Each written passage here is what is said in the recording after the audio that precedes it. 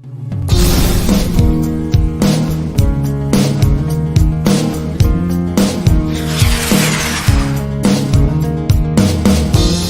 wake to see a world in front of me. Makes me wonder if it's all really a dream. A girl walks up, says, have you seen Mary? She knows she's not far away.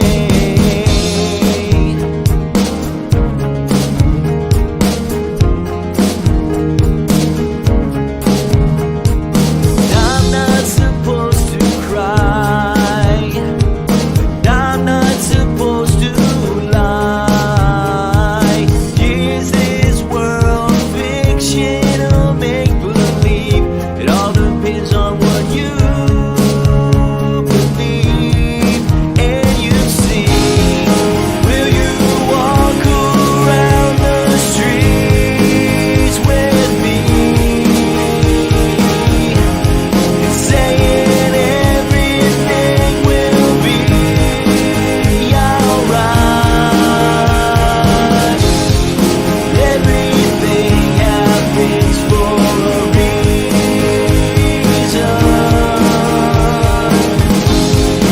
All it takes is a little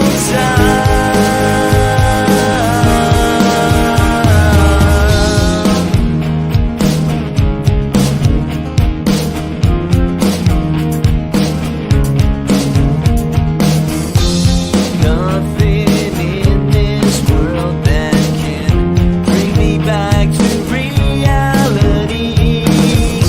All I see is a broken mirror standing in front of a passenger.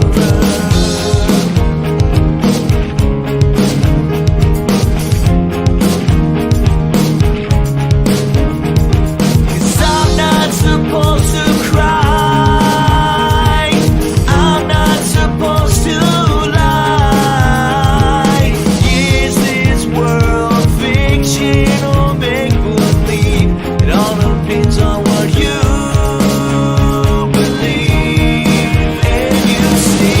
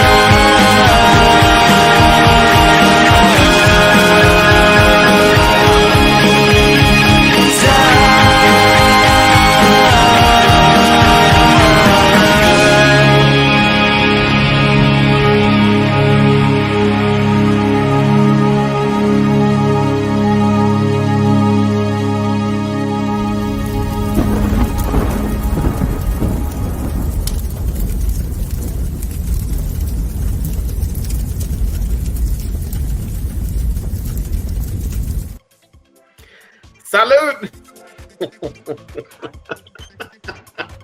Sitting there watching all that deliciousness pass by your TVs or your monitor screens, whatever it is. Maybe your phone, maybe your tablet, maybe your whatever it is that you're watching me on. I appreciate you guys for watching. Thank you for that. But cheers to you guys. Happy Saturday tonight, guys. It's Saturday, and this weekend has been quite eventful. Just continuing on the garage project, taking things to storage. And I had to fix the fence, because here in Central Texas, it's been brutally cold. It's been brutally cold, right? But before the cold came in, it was very windy. And I unfortunately had a freaking 4x4 snap at the bottom, right on one of my, on one of the back fence on one of the sides there.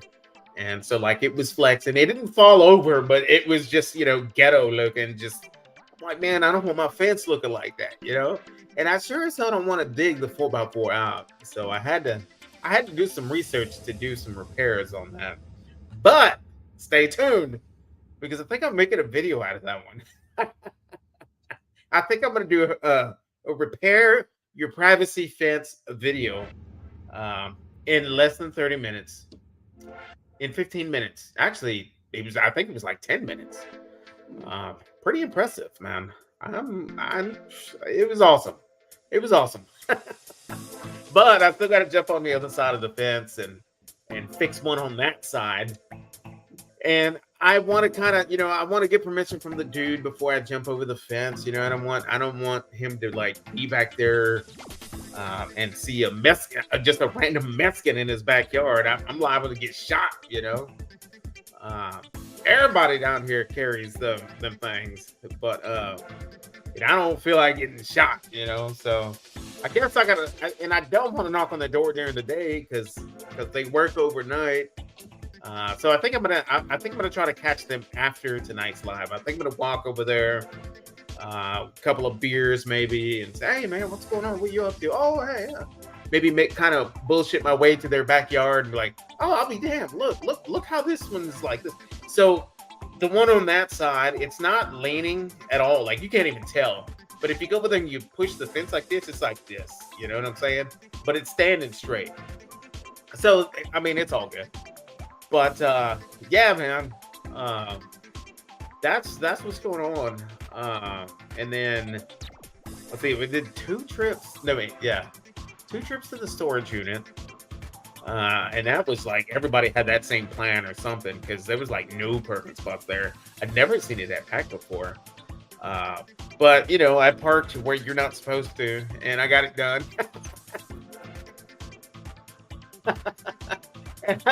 And so she was like, "I don't think you're supposed to park here. Come on, just shut up. Let's get out. Let's get it done." So we got it done. And it was so funny. But and then we ordered this thing. I ordered this thing on Amazon last week, and it came in yesterday. Probably around 6 p.m. ish. It came, and so I dragged it in the house, and I was like, "All right, I'm gonna build it tomorrow." It's a piece of furniture. Okay, so I got all my stuff. I got all my tools. Unlike other projects that I kind of tackle, I grab and I unbox everything, and then I go find tools. Not this time. I wanted to be prepared. I went over to grab some tools that I knew was going to be there, and I was ready, man. And I carefully unpackaged this box and started unpacking everything. I was like, man, this is going to be a breeze. This is going to be a piece of cake. And before I got to the last piece to pull out, and it was smashed. There was a big hole in it. And I looked on the back side of the box. There was a big hole in the back side. Well, not a hole, but it was like punched in. And I was like, yeah, we can't keep this. And I don't know about you guys, but I do know this. Everybody that's in the chat at some point or another has ordered something from Amazon, right? But here's the problem. I've I've never had to send anything back from Amazon before, like ever. Like this was my very first time to do that. And man, that was a freaking experience. But I mean, it was easier than I thought. But because I got on there and jumped on my account, I was like, "Hey, I want to return this," and I typed in a message, like, "Hey, it's damaged," and all this and that, and then it printed up this RMA barcode, a UPC code that I was, to print, and I guess put on the box. And this box was huge. I mean, it was a big box. It's like, damn. So, I did my best to repackage everything and get it ready to drop off at a UPS store today. And so, like, that's one of the things I had to do today. We did. And it was funny because, like, you guys know, we do these giveaways, and real close by here, like half a mile down the road, there's maybe a mile. There is a place where I do all my shipping when I ship all these things to you guys, right? And so I pulled up and I was like, "Hey, UPS picks up here, right?" And she was like, yeah, it does, but not until Monday. Not until Monday. I was like, "That's okay, but they'll pick it up Monday, right?" And she was like, yeah. Yeah, I'm sure she was thinking, "Isn't that what the fuck I just said?" But I was, I guess, half asleep, man. I was half asleep. I don't know, man. These damn processes, man. It's all about that, And so I was like, okay, cool. So I went back outside, I popped open the hatch. We were in here SUV, and I was like, "Hey, get out, help me carry this damn thing. I'm not gonna carry this thing in there by myself. I need your help." So she's like, so she gets out. She's like, I'm laughing at that point because I'm walking backwards, and I can't walk backwards, man. I don't know about you guys, but I'm just the I cannot walk backwards guy. I feel like a freaking idiot when I'm walking backwards. I just can't do it. It's hard, especially if I've got like something heavy in my hands, and I'm like walking backwards, and I'm so, oh my god. And so eventually made it in, and she's like, we finally make it in, and she could clearly see us struggling bringing this piece of furniture in there, this box. And she's like, "Oh, wait, hold it right there. I was like, "Yeah, what's up?" And she's like, "Oh, no. You didn't say that was an Amazon return. The Amazon returns need to go to a UPS store." I was like, "But I just asked you if they picked up here." And she's like, "Yeah, but they want you to go through an Amazon store because it has that UPC code." I was like, "Okay, so where's the closest one?" She's like, "Well, she told me where the closest one was." So we had to lug that damn thing back into the back of the UPS, back into the back of her SUV, and we took it there, dropped it off. And as I'm backing up into the parking spot, guys, I don't know what it's like in your neck of the woods at this time of year, but there are a freaking Girl Scout cookie selling people everywhere right now. And they were posted up on the outside of that UPS store. And I was like, "Oh my God, man." And I tell them no everywhere I go. I'm like, "No, I'm good. And I was like, I backed up, popped it open. I was like, "Okay, let's go get this damn thing in there, get it going. Let's get it done." And on top of that, guys, it was damaged. So they were, Amazon said that they couldn't replace it because they didn't have another one to replace it with. So they would have to give me a complete refund, and I would have to search out for a different item. And I was like, "Oh, damn, here we go." All right. So they're like, so it was like, I gathered like it was the little girl, it had to be the mom, and then it had to be the grandma, and possibly the grandma's sister, or maybe the grandma's friend or something. There's 4 ladies out there backing up and like, they're very openly speaking to me. And groups like that don't speak to me unless there's cookies being sold. They're openly verbal to me. So I'm like, "No, I'm good. I overdosed on those last year. I can't be doing them." So we got it in there, got the hell out of there, got back home, got all that stuff, went to the storage unit a couple of times, Then went into town, went into HEB, and I picked up some thick, juicy steaks, baby.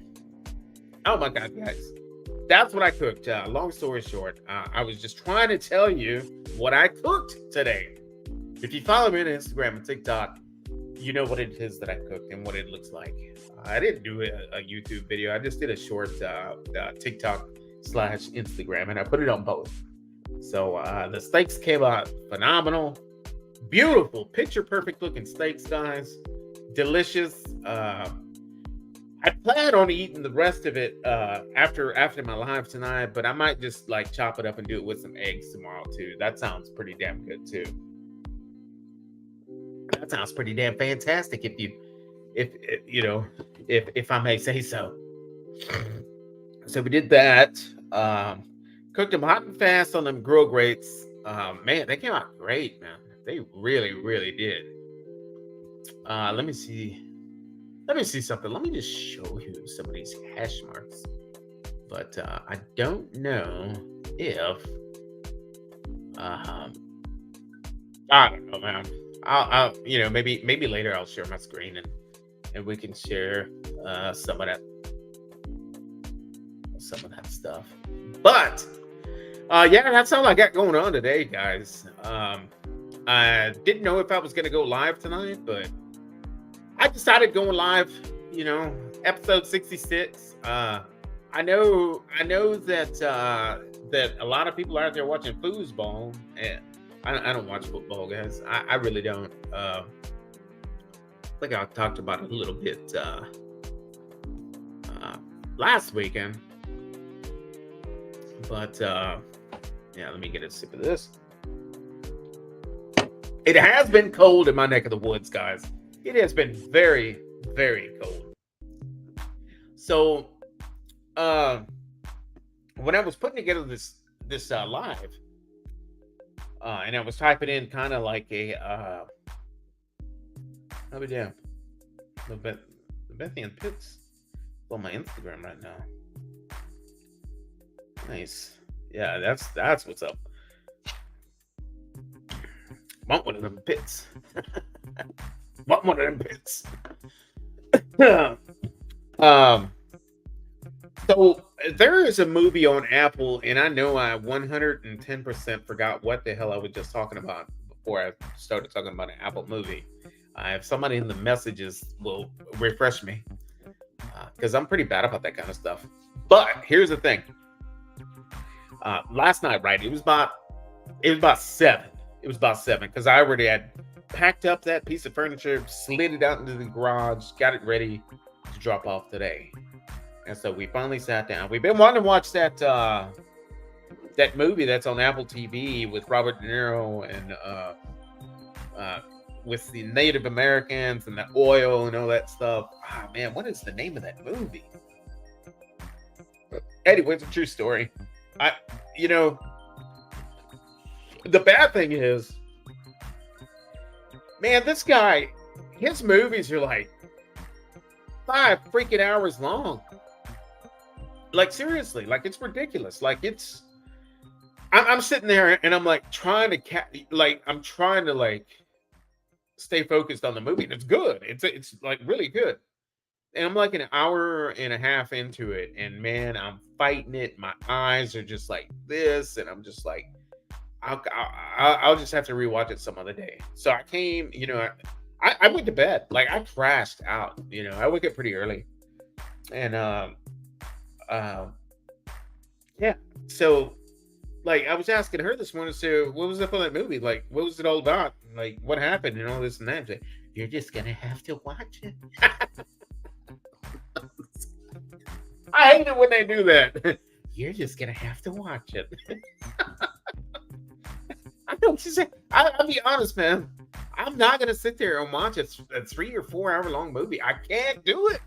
Like, I have a hard time watching an hour and a half. Like, that's like pushing it. Like, I'm like, oh,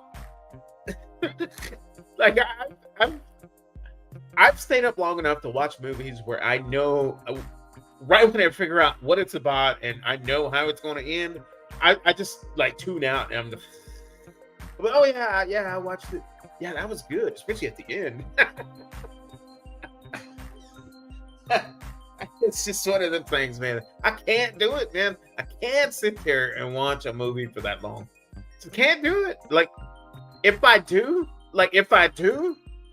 it's gotta be like first thing in the morning. Like first thing in the morning. Like when I'm sipping my coffee and everything's just awesome, you know, I've got the blinds open, the sun's creeping into the house, everything smells delicious with the pan fried bacon just going, you know what I mean? That's the only way that I can do it, man. An afternoon like that, no, there's no way. Oh man, I don't know what it is. I just can't do it, man. It's movie time for me is like sleepy time. It's like night time. Like, okay, I think that I can like hang for like an hour tops. Like that's it. Like I'm done. I suck, man. I remember dude, this is a true story. One of the movies we watched was the Godzilla movie. And it was one of the most recent ones. And dude, I remember like in the middle of like ass kicking Godzilla, like blowing everything up, smacking everybody down. Like I fell asleep. Like I was fighting it. Like I was like, I can't do it. No. And it was super loud. And I was done. In the theater. So like that's me, dude. I don't know what it is. I just can't watch a movie anymore. I can't do it. I just can't do it. I try. I really try. But that's what's going on in my neck of the woods, guys. I've got my mystery drink here. Who knows? If you guys can guess what it is that I have in this mystery drink, you might win a prize. You might win a prize. Oh man, we got nothing but love. Was the first one in the chat tonight, guys. NBL, welcome. I'm going back into the chat right now, guys. Let's get this done. Stephen Manis, what is going on, my brother? I can always count on my brother, Stephen Manis from South Carolina, one of my Red Tech brothers, to jump in and support and be in here. Oh, the Moose, awesome. Just issued another lake effect snow warning here. Oh wow, yeah, you're up in New York, right, man? I guess you guys are frozen up that way, man. You guys are frozen up that way. Scott, speaking of frozen, we got that ice cold boy name known as Scotty. Scotty's backyard is in the house, guys. That's one of the coldest BBQ backyarders in the game. You guys got to get caught up with Mr. Scotty himself. He is cold.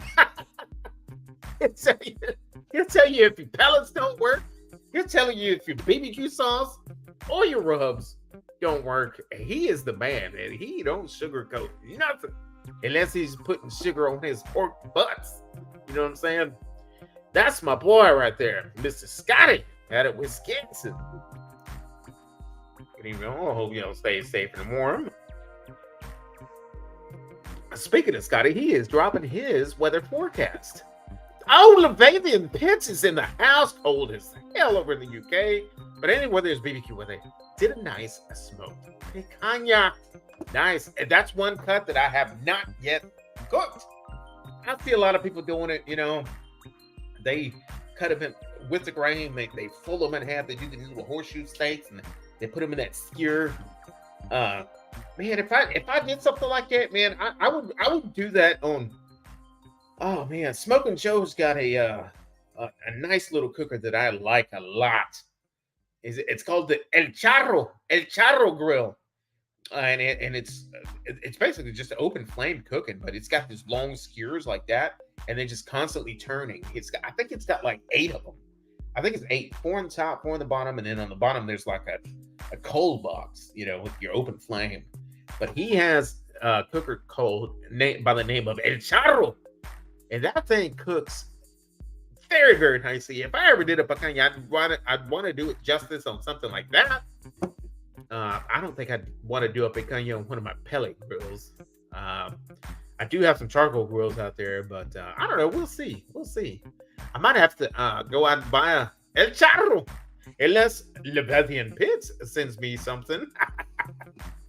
Welcome to the chat, Leviathan Pits. Some of the most beautiful pits on, probably the best looking pits on that side of the planet. Guaranteed. Check them out. They are fantastic, man. Them things are legit.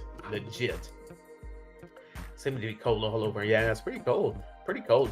Guys, back to the description of my live here. One of the questions that I typed as I was setting up the live was, what temp is too cold for you not to cook outside? Like at what temp would you be like, nah, I don't think so. I'm not doing this shit. You know, I'm just not cooking outside. No.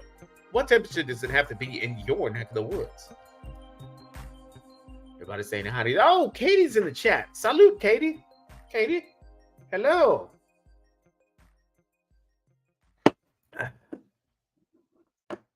Is the Ampos a model of some kind? Nightbot's dropped a lot of messages here.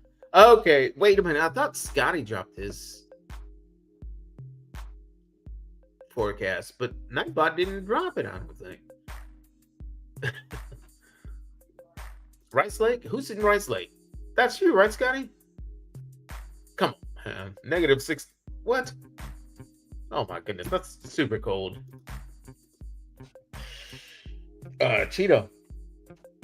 They're rocking 55. Wow. South Carolina, -3. Well, Celsius, 26 degrees. That's pretty damn cold, guys. Rusty Lamb is in the house, another New York brother. Cheers to you. What's in this mystery cup right here, buddy? What am I drinking? What is this mystery drink that I'm drinking? If you guys are not connected to my brother Rusty Lamb, please go connect with him on Instagram and on YouTube. Rusty, are you on TikTok? I don't know if you're on TikTok or not. But if you want to share your link, man, type Trumpet in the chat so people can go and connect with you if they have not yet.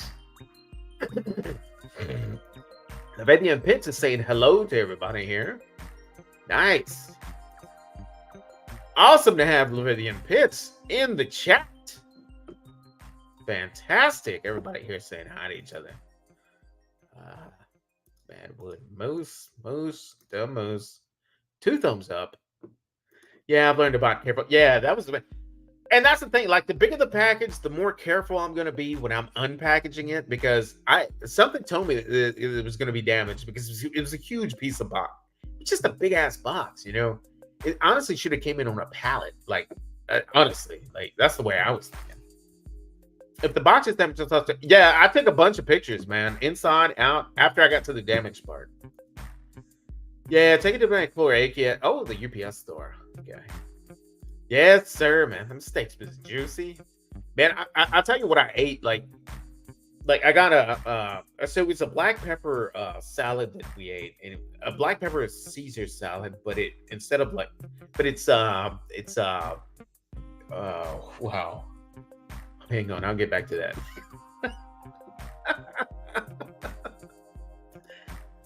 Just saw him on Instagram. Hey, man, I appreciate that. Yeah, those steaks were legit. Those steaks were legit, man. I'm telling you.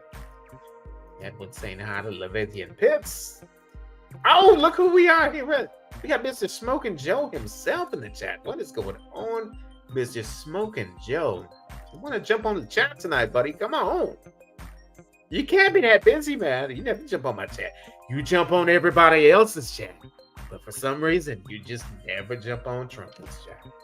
Why is that? No tengas miedo, hey. No tengas miedo. But in here, I will obey and show him love to Smoking Joe. Good to see you in here. The video you did the other day where you took a huge bite out of that brisket had me rolling. Yeah, man, that's awesome. Big old looking brisket right there. Deliciousness, man. Speaking of deliciousness, man, that Leviathan offset smoker, I'm sure cooks the shit out of some brisket, man. That thing is amazing. Levi, smoking. No, no, no, no, not at all. I don't mess with that stuff, man. I cannot do that stuff. Nope. Not at all, man. I don't do that stuff. Uh, Real life. Chip, chip, chip, chip.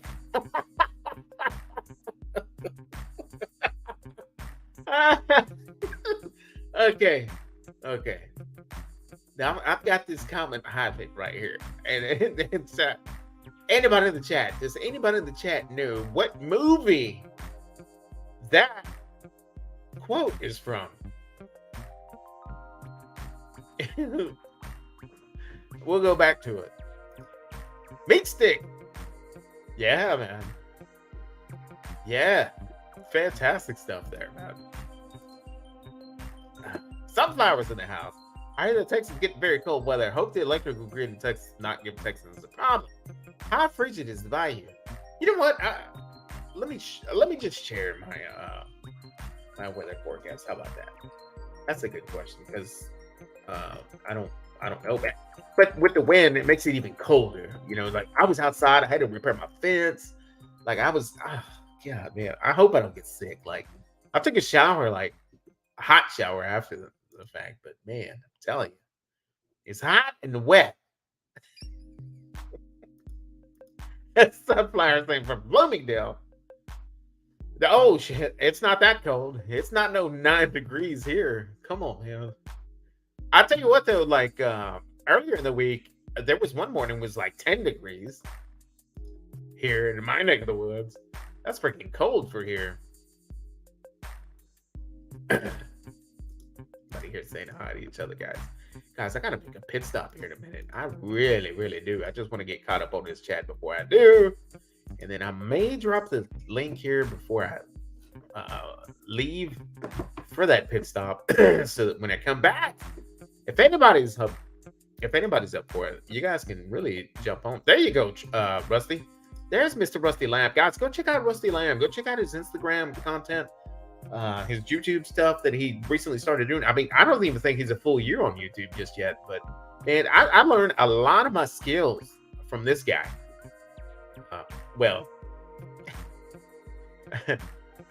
Lots of tips that he does. Lots of great information there. Lots of great content that comes out of his. And man, just go check it out. Trust me. Just go check it out.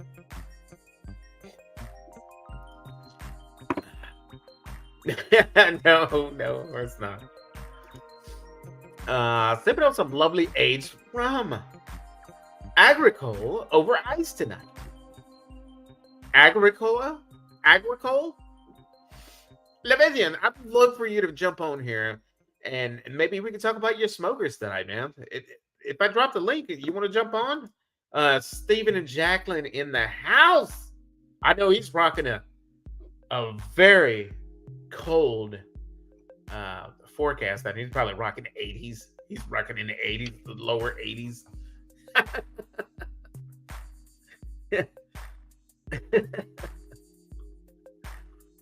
Rusty dropping his weather forecast. He is at 14 degrees, guys. 14 degrees.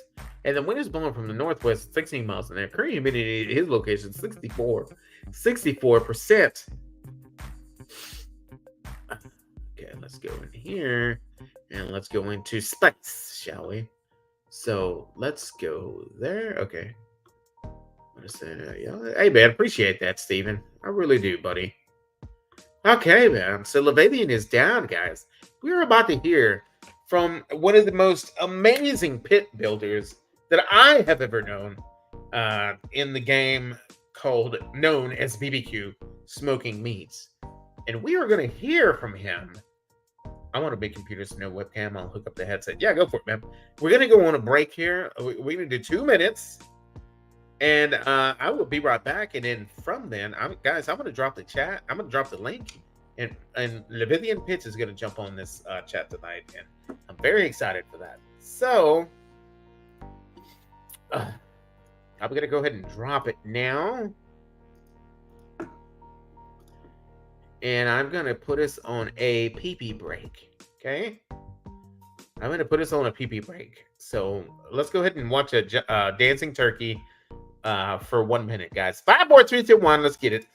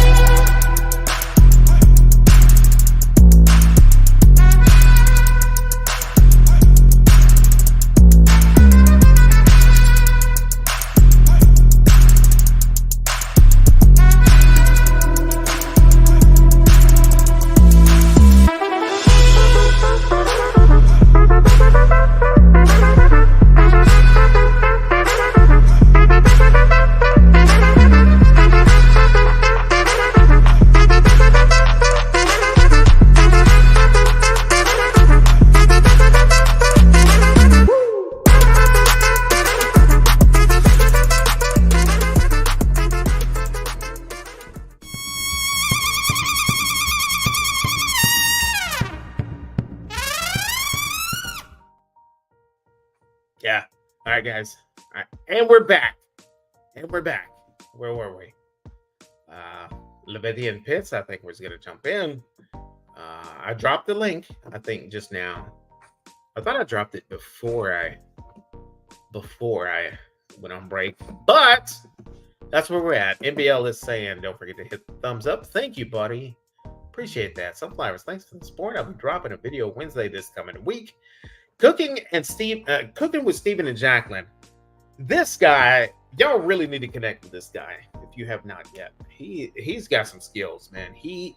And I like the way that he does his rubs. It's always like he puts them together himself. Like it's never like an on the counter kind of rub that's already ready to go, mixed and ready to go. Like he does them himself.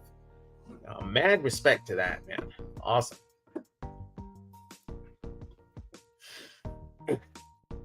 Real meat stick in the house. Meat stick, it's been a minute, buddy. Welcome, man. Mr. Meat Stick in the house. The Moose. About to say hi to each other here. That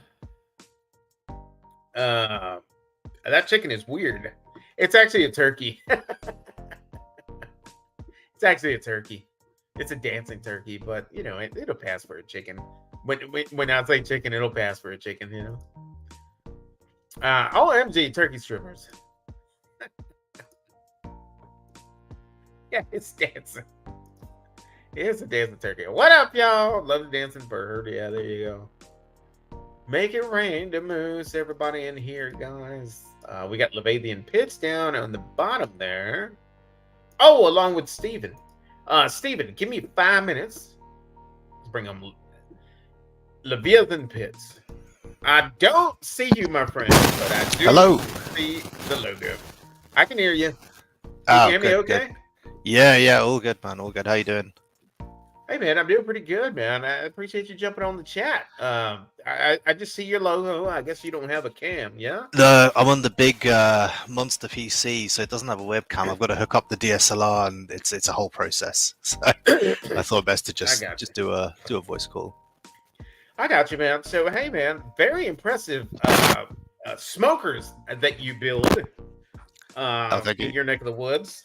What inspired you to build such monster, heavy-duty looking grills, man? Smokers. It's an interesting one. So finally moved into a place where I had a big enough back garden to get an offset. So I was like, okay, well, let's get an offset. Okay, offsets in the UK aren't very good.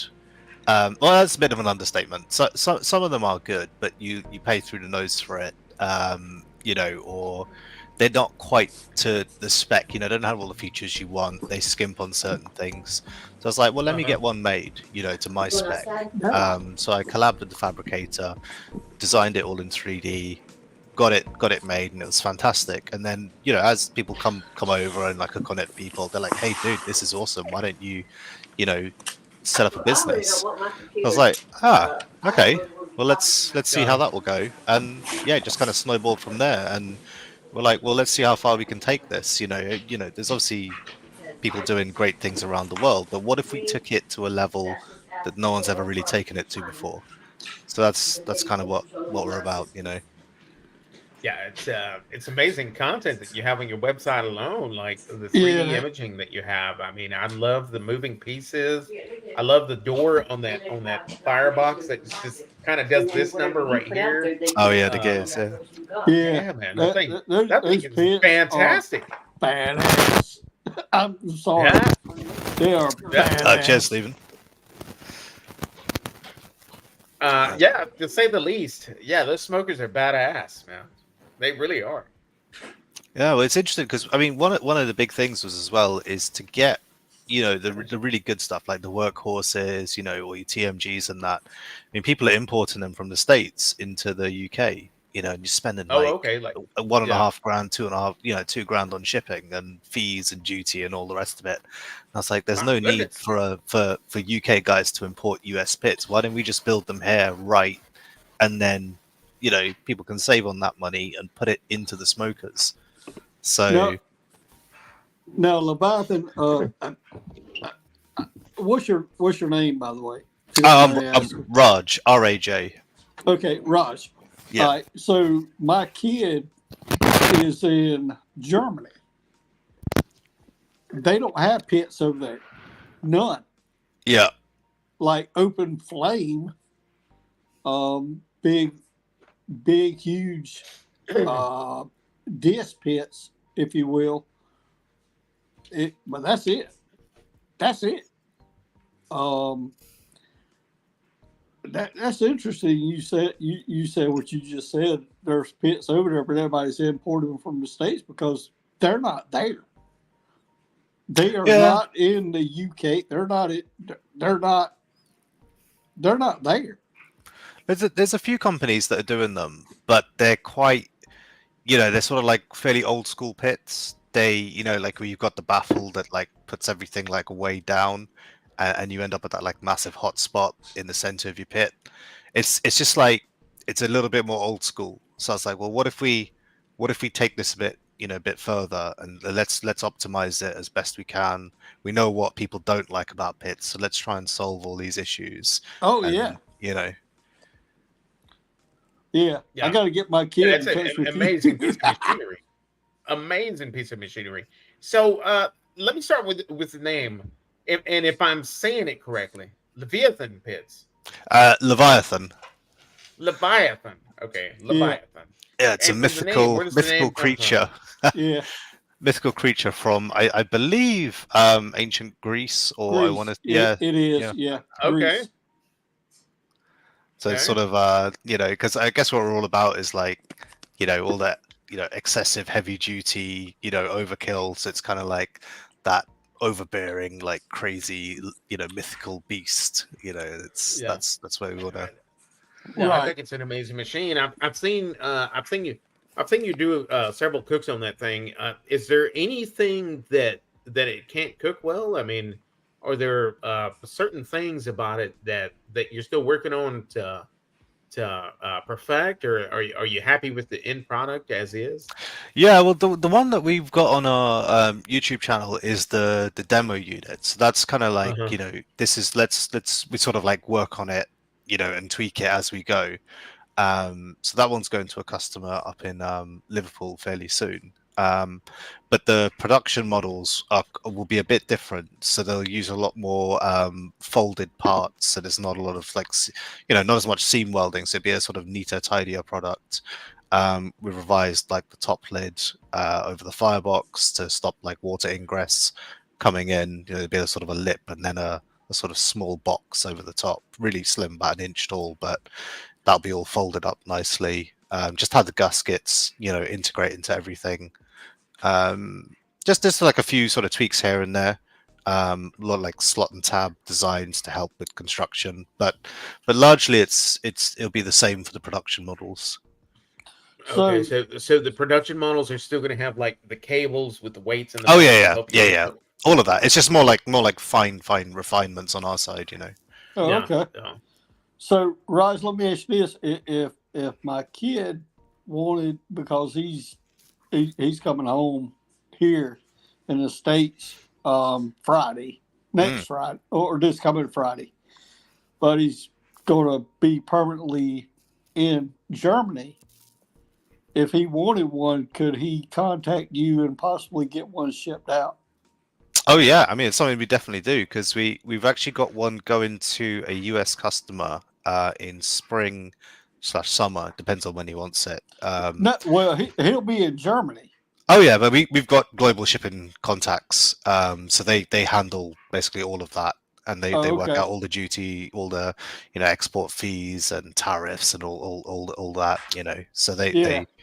so we just pass on the quote straight from them, basically. Yeah. He's gonna be in permanently, and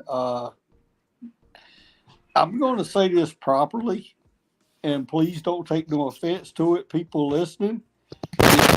It's Decausen, Germany, is where he'll be at. So I was just wondering if y'all could ship to Germany and yada yada.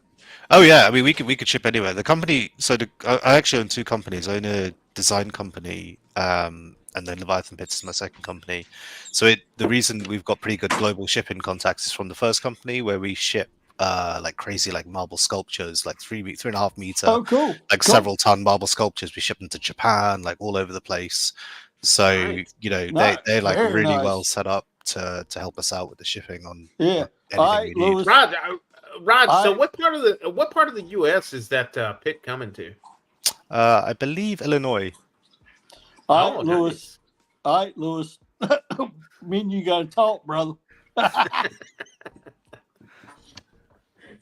We got to Man, talk. I see that machine, and it's so I unique, know, than, it than is. what It's people are doing bad. around here, and it's just like, man, that's the one. Like that's it right there. That thing's Yeah. amazing. But that one that you guys have seen is like the balls to the wall, like that's the dream pit. Yeah.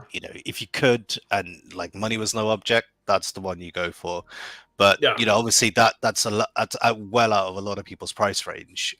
So we're doing two smaller backyard ones. They be in what we call the fractal range. So probably about well under half the price of the big Territon 200, but okay. it has a lot more. So there's common issues with like smaller pits. Is that raging hotspot, right by the firebox throat? Yeah. So yeah. we've done like some pretty cool stuff to like eliminate that entirely and give you like full control over where you want the hotspot to be, like how you direct So the what air. have you done? What have you done for that? Have you put like a baffle that kind of plumbs it? Well, have you got Instagram? Well, you're on Instagram. I know you're on Yeah. Instagram. Yeah. So I'm on this. if you scroll down a little bit on there, I've put a few pictures up of the throat. Well, I'll explain it simply. It's basically Okay. it's kind of like a scoop. So the scoops for the offsets. So instead of having a baffle that shunts all the air down, you have kind of like a Right. duct that pushes the air up into Yeah. the upper Okay. racks. Yeah. But the problem with that, just having a duct that goes up, is it sends all the air up, and then you end up with actually a dead zone at the firebox throat.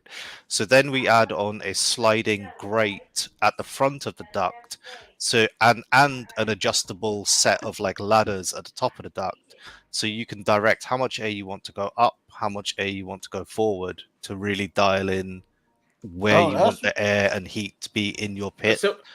So I'm sure you've done a lot There of you testing when go. it comes to that duct.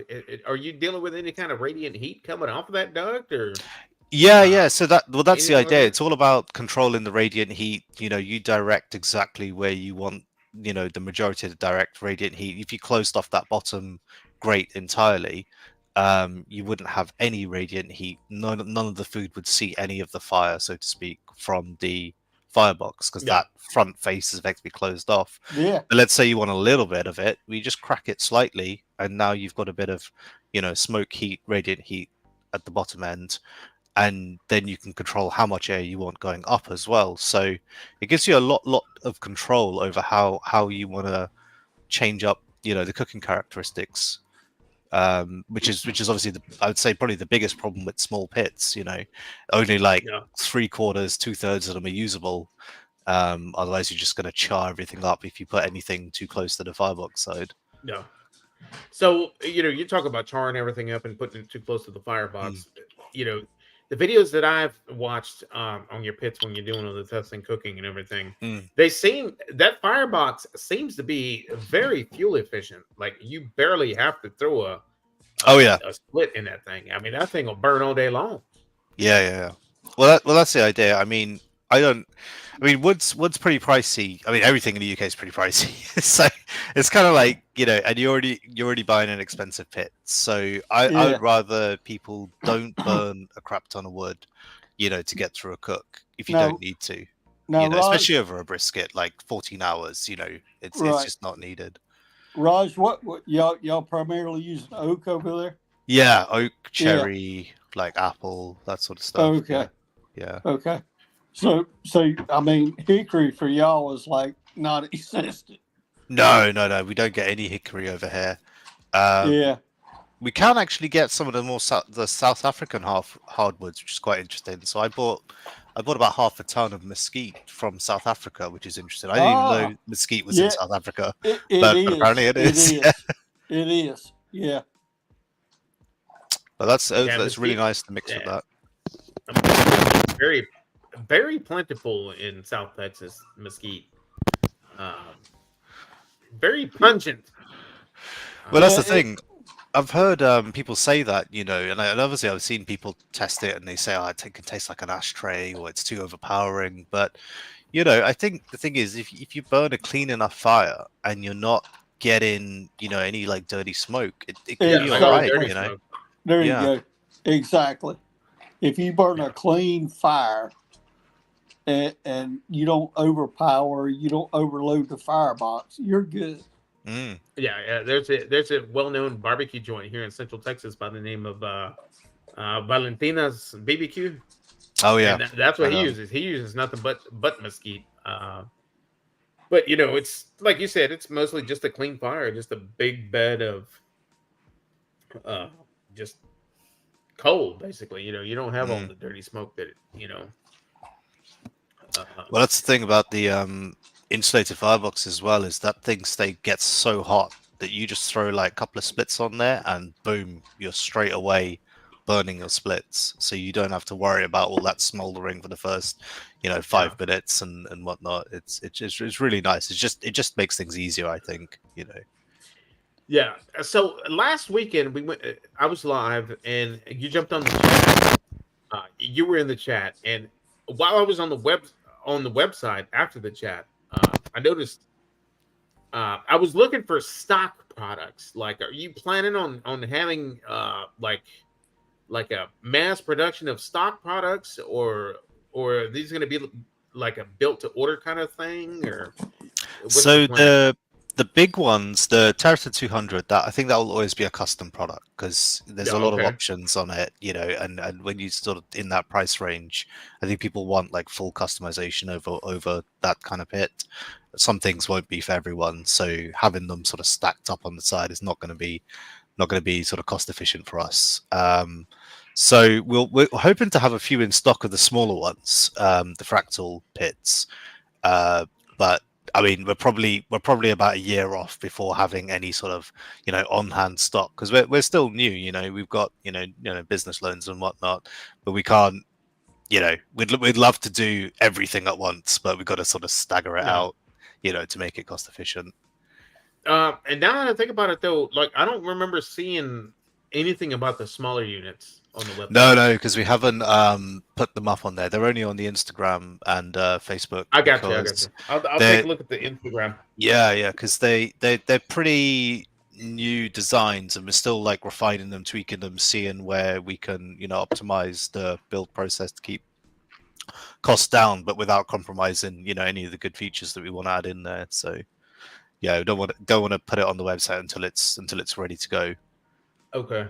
That's the final design. Awesome. Very nice, man. So Leviathan Pits is in the chat, guys, and they're in their infancy stages. But man, they're coming out strong, guys. They're coming out with a product that you're not gonna find anything like that around here. I'll tell you that right now. Cheers. No, With the weight, the gauge, the just the art that thing is. I mean, that thing is amazing. That thing is a beast. That thing is just fantastic, man. I would love to see one back here in my backyard. listen, Raj, I got Get the perfect spot for it. Raj, I got a loaded Wichita Yoder smoker in my backyard, Oh, nice. and from what I've seen of yours, it makes that thing look like a Oh baby. yeah. Oh yeah. Yeah.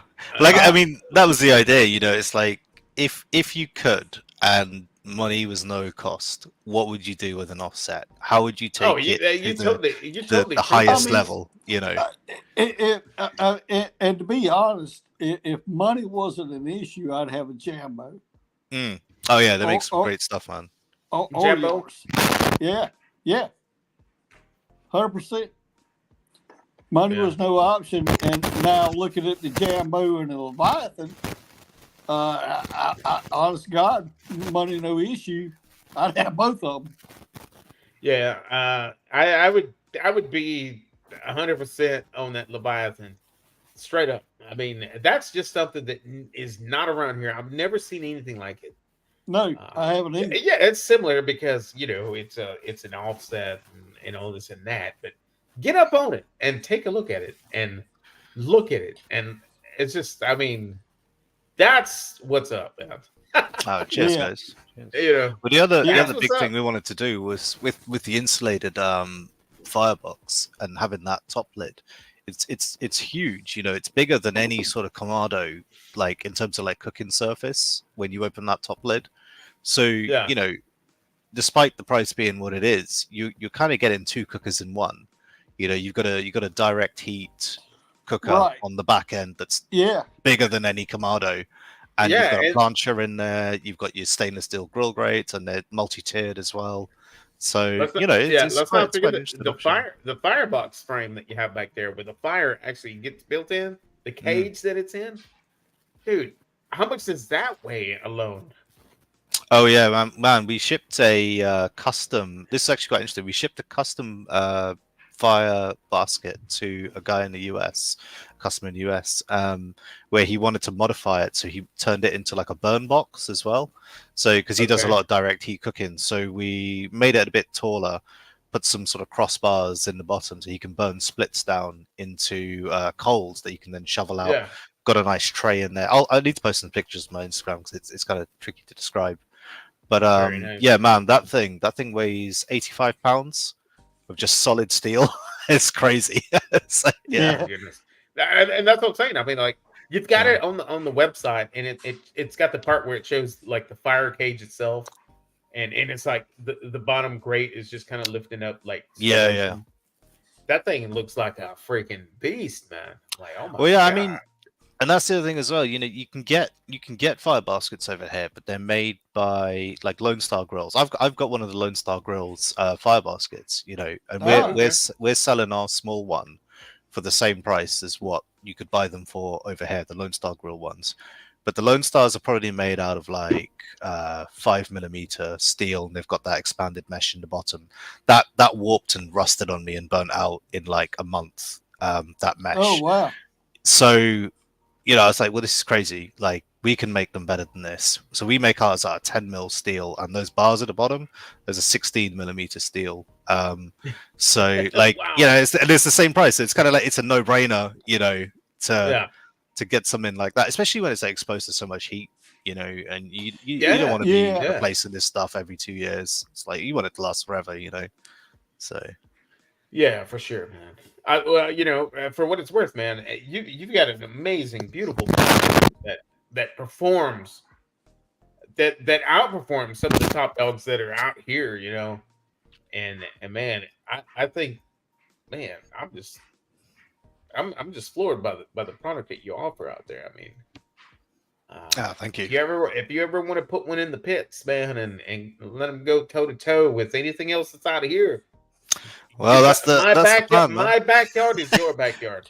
Hey, Well, hopefully, listen, my go ahead, backyard is your backyard too, because we'll put it up against a Yoder real quick, really quick.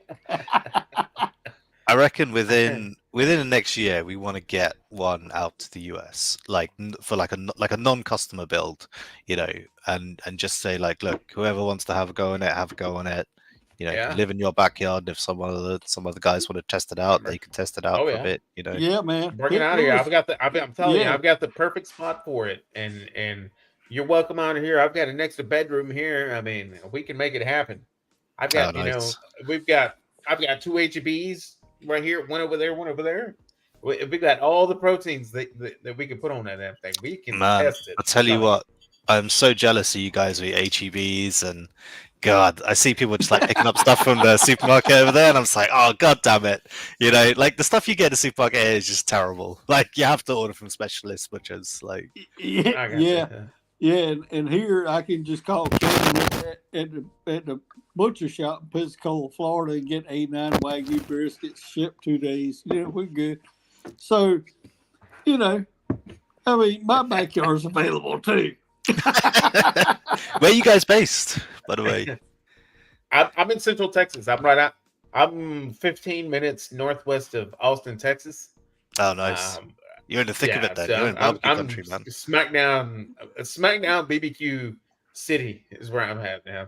Yeah, he is. Everybody's puffing smoke on them offsets, and I've never seen it, dude. I'm telling you, if I had a Leviathan pit, I'm telling you, man, that would be like everybody would be here playing on that thing. All my Central Texans, all my Texans that are, you know, from El Paso, Mr. Smoking Joe, to South Texas, Weslaco, Al Lunacy, maybe even Arnie Tex himself come up here.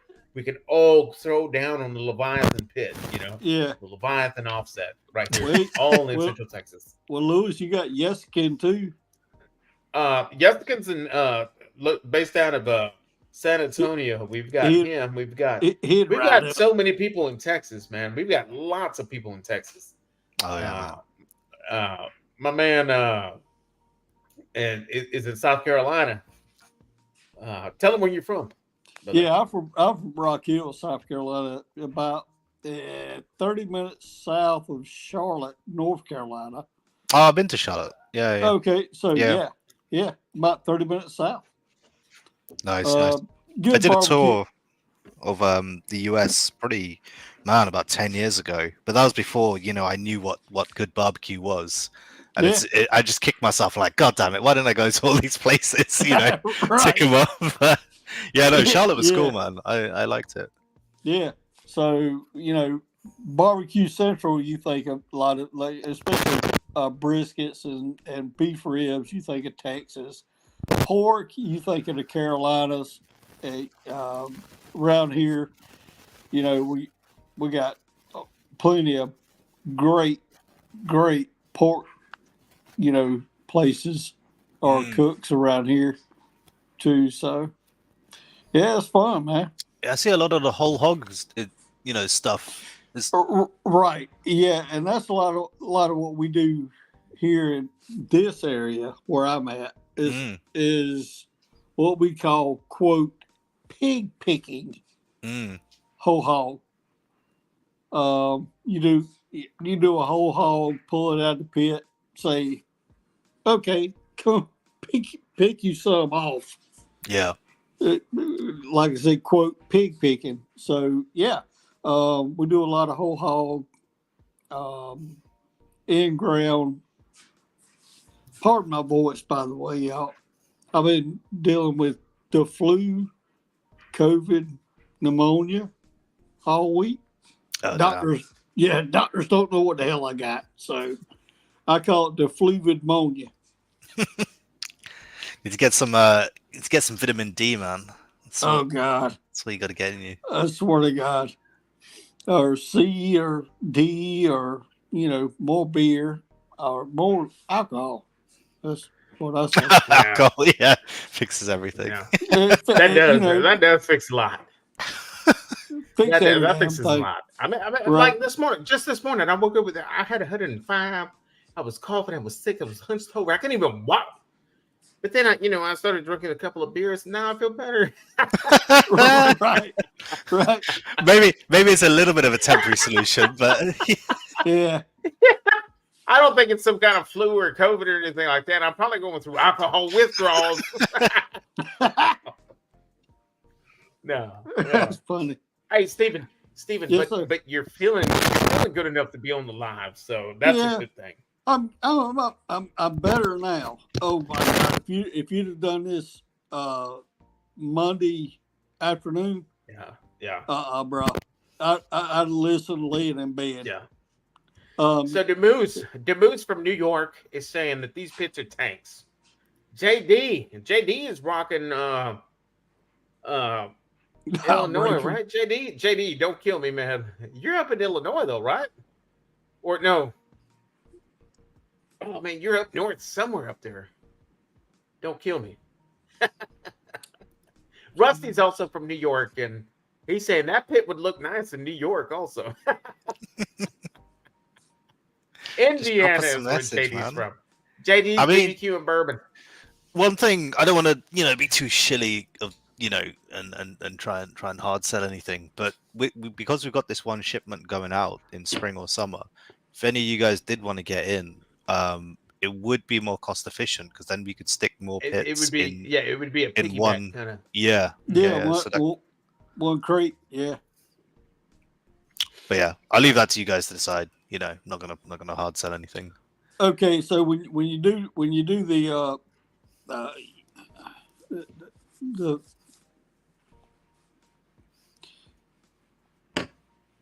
when you do, we'll say about the sneeze.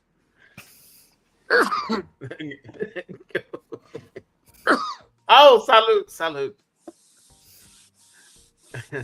Roger. So, what is your go-to to cook on that thing right now? Like, if you were able to just walk out there right now, and Raj, if I'm not mistaken, you're 6-7 hours ahead of us, correct? Yeah, about 6 or 7 hours, depending on the coast. So you like 2:30 a.m. What are we now? Half one at the moment over here. Okay, so you're at 1:30 a.m. Okay, so you're just like Jordy. I've got a buddy of mine that's out in your neck of the woods. Yeah, I remember Jordy from the last live stream. Yeah, he's 6 hours ahead. He was in Scotland, wasn't he? Yeah, he's Scotland. He's Scotland. Yeah. Yeah. So you're 6 hours ahead of us. But man, I forgot what I was even bringing that up for. But I forgot what I was. That's so good. But I will say this, Raj, the product that you build, the product that you offer, the product that's coming soon, that the vision, the 3D, just everything that you do, man. You've got an amazing product out there, man. I don't know that I'm not 100% sure that how special of a product you have that you are offering. Thanks, you man. have an amazing smoker out there. You do. I mean, I really appreciate it. Guys, like here's one of the biggest things. The handle that you pull and you turn. Not only does the axle turn, but the wheels also turn. So there is a lot of research and development into that thing, man. You really put in a lot of effort and time to perfect a lot of the things that are offered out there that don't have that capability. Well, I think that's the thing that we tried hard to do. We sort of really sat down and said, well, look, if we were building the ultimate smoker for us, what would we want? Okay, we want this, this, and this, and this. Okay, but some of these things don't quite work how we want them to work. So what would we do to make them better? How would we build upon them? And then let's add all of these features together and see how they can work together. What effect Yeah. does that have? Because obviously you fix one thing and it will impact something else. So it's kind of like sort of a moving puzzle that you've got to try, kind of try and solve. And I think that's what's great is because my sort of background with all the design and 3D and manufacturing and things like that, it really lent itself to all the simulation side of things. So we could iterate rapidly without having to build a physical product each time, or weld something on. We could say, okay, what does that do to the airflow? What does that do to the heat? And you could sort of test it, and it does actually translate quite well into the real world. It's not one to one, but it gives you a really good indication of how you tweak something. So it's quite nice to have that aspect of things. It saves a lot of time and money, I tell you that. Yeah, I mean, so you put a lot of thought and effort into that product, and then we just lost Stephen. But so I guess my next question is this, Raj: are you the person that's actually out there building this product, or do you have a team of people that are out there welding on this stuff? I mean, are you that guy? No, I'm not the welder. So we have a team of two guys in Wales. So it's our North Wales workshop, and they're actually, how we found them is we had two guys before who were gonna get on board, who we'd worked with to do the welding, but they pulled out for sort of various reasons, personal reasons. We were like, oh crap, we're kind of dead in the water now. And I don't mind sharing this stuff. I'm cool to be fully transparent. So Yeah. we're like, okay, who are we going to get to weld these things together and do all the fabrication we can trust with, that this is going to not, weld's not going to pop, and they know what they're doing. So luckily my sister's other half has worked with some really good fabricators in Wales, and labor's a little bit cheaper in Wales as well. So Yeah. we went to them. We vetted about 6-7 different companies, and these guys basically just came out the best price, and we liked what they were doing. Their weld quality was great. So we were like, okay, we'll give you a go, and they did, and it was fantastic. So we just kept it going. So yeah, we use them for the welding and all the fabrication, and I do all the design. And then my wife, she does all the sort of technical CAD plans and getting everything out for laser cutting. So it's sort of like a big, sort of sprawling setup. It's not just like everyone in a room somewhere. Yeah. So it's a little bit of a different setup than most guys, because we don't really have the funds at the moment to have a big warehouse. We don't want to end up in a sort of not to throw shade, but we don't end up in a sort of fat stack situation. So No, yeah, that's an interesting situation. And was the thought ever like reaching out to the U.S. soil and seeing if anybody would be interested in picking up that design and possibly building it for you and selling it here on States in stock? Oh yeah, I mean, that would be fantastic. We'd love to. I mean, what's crazy is that, I guess the founding idea was to get pits of US quality in the UK, built in the UK, without having to import them. But now we realize, oh crap, there's so many people in the US that actually want our pits and our smaller products. So now we're sort of looking back into the US and saying, oh, maybe we need to set up an operation over there and get some fabricators or a workshop. So the guys, if anyone does want one in the US, we've got guys that can spin up and build one, and we don't lose all that unnecessary funds on shipping and sea miles and all the rest of it. Yeah, So, there's a lot of money in shipping. Yeah, exactly. So it's interesting, but I don't want to sort of spread myself too thin and like start focusing on that before we're sort of fully established in the UK. So it's kind of like I'd rather do it in stages. Let's get everything sorted over here. We're a well-oiled machine, and then go, okay, we're good over here. Let's see what we can do in the US. Yeah, and Raj, if you do ship to the US, just, and I hate to tell you to do this. I know we're live on air. People are watching. I'm a work for corporate, the UPS store, Lewis, Oh, by yeah. the way. If you do ship to the U.S. in your declarations of export, mark it as a gift. Yeah. Less than Oh 25. wow, Yeah, less than 2,500, there it is. and there you go.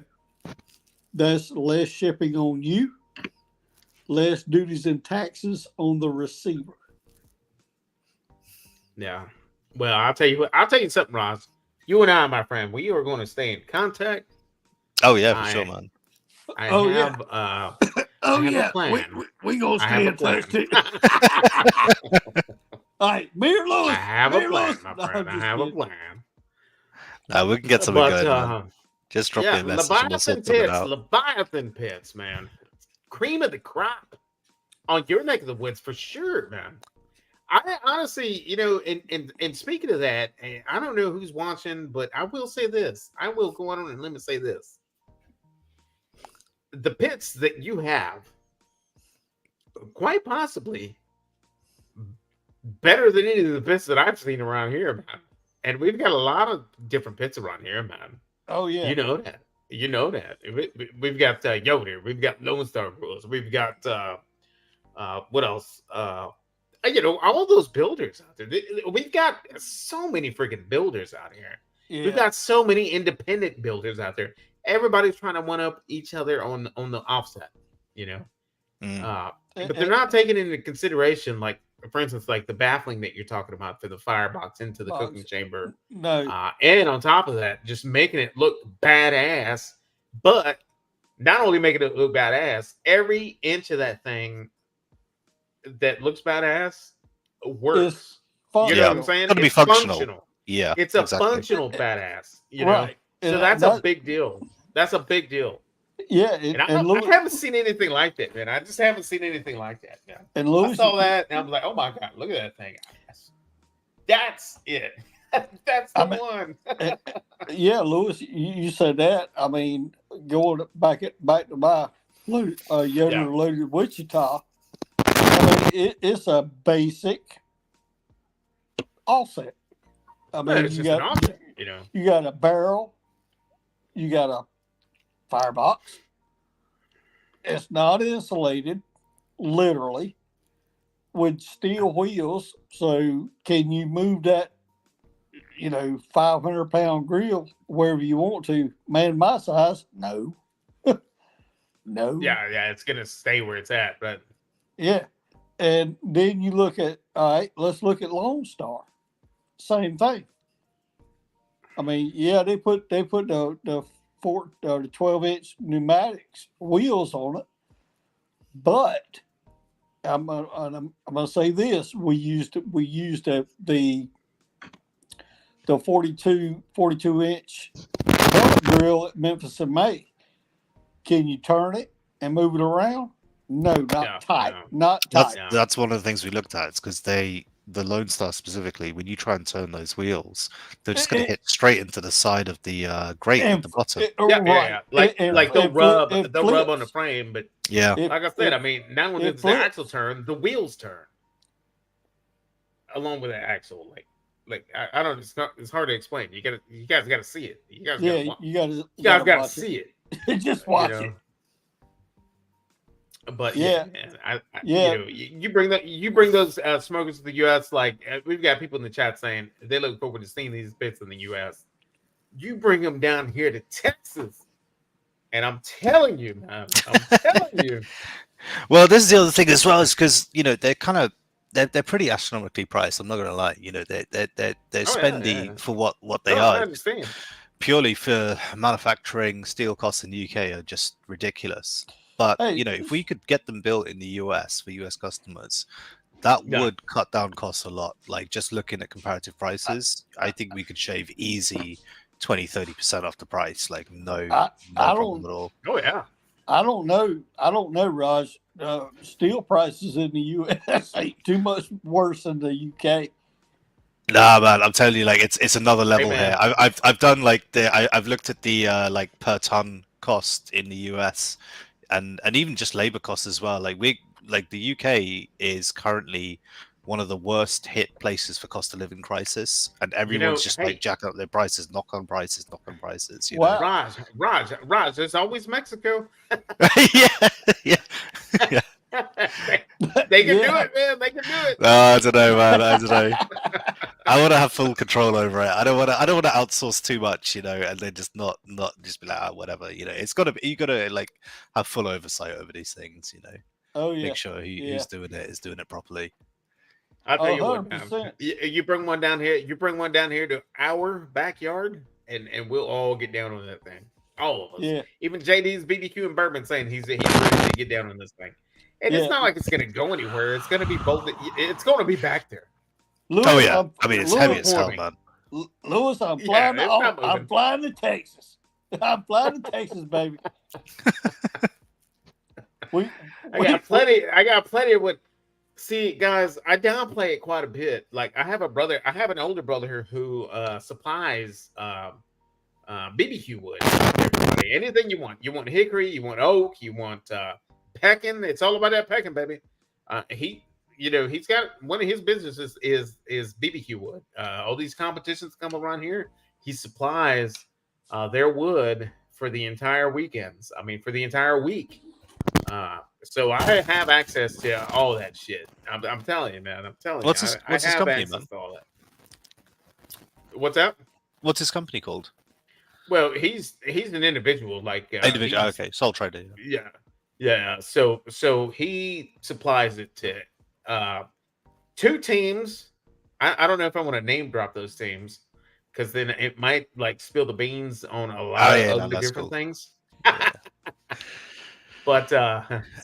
But yeah, man, it's legit. If you ever come down here and at the gas stations, they have pallets of firewood sitting out on the sidewalks at the gas stations. Like that's his product. Oh, You know, nice. that's his product that he delivered. Well, his team delivered to. But Well, I've got a question for you guys. Yeah. As you sort of bring it up about like competition barbecue, what's your take on like competition barbecue compared to like, like sort of Texas style brisket, non-competition, like eating food versus competition food? It's totally different. The competition is, how can I say it right? And I've done it. Memphis in May. Mm. Yeah, we placed third in the world in brisket. God damn. So yeah, so it's a backyard brisket. Let me say it like this: a backyard brisket, you can sit down and eat 8-9 slices with all the fixings. Mm. Macaroni and cheese, baked beans, coleslaw, potato salad, yada yada. Barbecue competition brisket, it's got so much filler in it. It's ridiculous. You may be able to eat a slice and a half, Yeah. and you're done. Wow. You're Yeah. done. That's what I've heard, Like but I've never experienced like- it. Like my answer to that would be I know several people that are in the competition game or that have been, and they themselves won't eat the competition product. You can't. I mean, it's all about the backyard. It's all about the backyard. You know what I mean? But if you show up at a competition rocking a Leviathan pit, man, I'm cooking some backyard stuff on this half of it, and I'm cooking some competition stuff on this half of it, and I'm eating out of that Leviathan pit, and people are just gathered around this Leviathan pit, and everybody's just like, "What the hell is this thing?" And all I got is I've got like a 50-inch LCD, and I was it's gonna just say plasma. nothing but your channel and explaining to the people, because I'm not going to have time to explain to the people what it is that I'm eating off of and cooking off of. It's just representative right there of Leviathan pits right there. Bam. That's what it is. Don't ask me nothing. That's what it is. Oh man, that's hilarious. But I see. yeah, like One channel I as far really as like like. the go ahead. No, go ahead. Go no, you finish. Finish up. What were you saying? As far as like the competition game, like I've played with injections before, but I'm not like I'm not gonna feed my family that kind of stuff. Like it's very like yeah. I Yeah, mean, you don't want to eat like competition BBQ because remember, you want to pack as much flavor in one bite for that judge that you can in one bite. So It's you're a gonna crazy inject it, concept you're to me. gonna That's the rub it, you're thing. gonna You know, double I rub it, can. you're gonna triple rub it, and then you're gonna inject it and soak it in some. Dude, I will drop this. I will drop this for you competition people out there or people that are thinking about getting into the competition. Guys, Leviathan, Raj, Steven, you guys know what monster drinks are, right? oh yeah. Yeah. So there was this red one. I forget the name of it, but they were injecting their chicken with that. With No. a monster Monster drink. Like energy that's drink. Yeah. yeah. So that's God how damn. ridiculous. That's how ridiculous the competition game is. And I've heard it time and time again that competition BBQ is a waste of money. And competition BBQ is a waste of Well, money because you're gonna go out there, you're gonna invest in a wagyu brisket. yeah. You're gonna inject it with all these expensive ass injections and rubs and all this and that. You're gonna place sixth in that competition, Well, I was and thinking you about lost. this because And you if you lost what your ass. exactly if you don't get to top spots, that's a hell of a lot of an investment for a weekend of cooking and all the top tier, Yeah, beef you got to put yeah. into that to try and win. Like that's serious. So I Yeah. always And wondered get who this, this Raj. stuff appeals to. Yeah, Like yeah. like I said, like Raj and Steven. Get this, Raj and Steven. You lost to somebody. You were cooking on a Leviathan pit on the competition, and you lost as to somebody that was cooking off of a freaking trash can, off of a freaking barrel, 55-gallon barrel. Uh, those people won. Leviathan pit didn't. Yeah, It's you look bad. crazy like that. Yeah. So a lot of people call it a waste of money because you got to trim your brisket big time. Like you got it. I mean, you're wasting a It's lot like of 5 slices or something in proteins. your hand, then, isn't it? You get it like right in the center of the brisket, and I've, like all I've the rest never of it I've like That's never it. goes competed. inside I've and all never That's that. it. competed, Yeah, that's it. but yeah, that's the story. Like I said, we was at Memphis in May last year, third, tied for third in the world, and you get 5 slices laid in a box, taken to the judges, and that's it. But the rest of the brisket, can you eat it? You really cannot eat it. It's got so much injection. It's got so much. So how do you judge it for yourself then? How do you know if what you're producing is good in a sense for the judges? Like It, if it's so over the top, you see what I'm saying? Like if it's so over the top, how do you know like this is the one, this is what they'll like? yeah, so you cut your slices and you hold them up on your finger, Mm. like one finger. Yeah. If it'll lay over top of your finger, not break, and you shake it Oh, a like bend this, test. Yeah. yeah, and it slaps the two ends, and it pulls, or well, you don't want to pull them, but that's the piece you want to put in the box. In terms of like Well, flavor, like how do you know I'll you tell you haven't this. gone? Well, flavor, you taste brisket.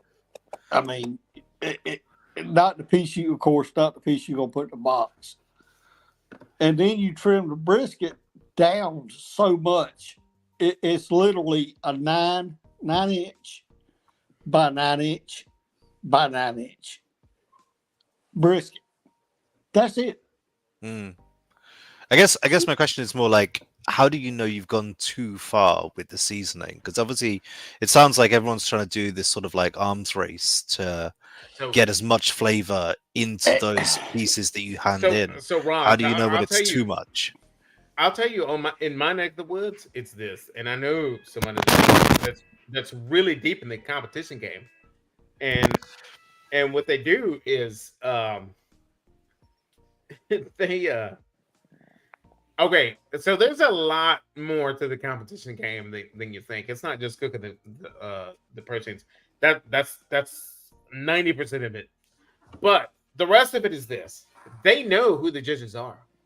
Well, Mm. not only who the judges are, but the age group of the judges. That's the most important. That's the most important fact of the competition cook. They want to know, okay, how old are the judges? Because they know that if it's a younger crowd in their 30s or lower, they're gonna like the sweet flavor profile. But if it's somebody Interesting. older, if the judges are older, they're gonna want that old school SPG kind of Yeah. that Yeah. old school kind of flavor profile. So a lot of that comes with them doing their research, their research on, okay, who are these judges? How old are these judges? You know, because they look at it as the old school judges, they're not gonna like anything sweet. You know, they don't really No. like a lot of the sweetness stuff. That goes to the younger crowd. You know, so a lot of that, you know, there's more to it than just cooking what you're cooking. That's so interesting that you're playing Yeah, to so the you show up at a judges rather than competition. the. You play Yeah. and you play to the region that you're at. Yeah. Yeah, Like- exactly. Like Just like Stevens region over in South Carolina, over the East Coast, they're all about that sugar, baby. Like the more sugar you can put on their pork, the more sugar you can Perfect. put on their proteins. I know that they overdoing the sugar, and I'm getting this because Chef Greg was telling me about that over when I was over at RecTech headquarters. He was like, man, Yeah. you know, the way they do their proteins here, they just put so much sugar in it. It's just like Well, ridiculous the that- amount of that- sugar that they put. now, You know? now Lewis, that's in Georgia. Yeah. Now in South Carolina, It's which it's all about that vinegar, baby. well, no, it's a mustard base Oh, vinegar okay. sauce. So not much sugar, but a mustard vinegar. Yeah. Raj, you move Yeah. up to Charlotte, North Carolina, where you say you were at.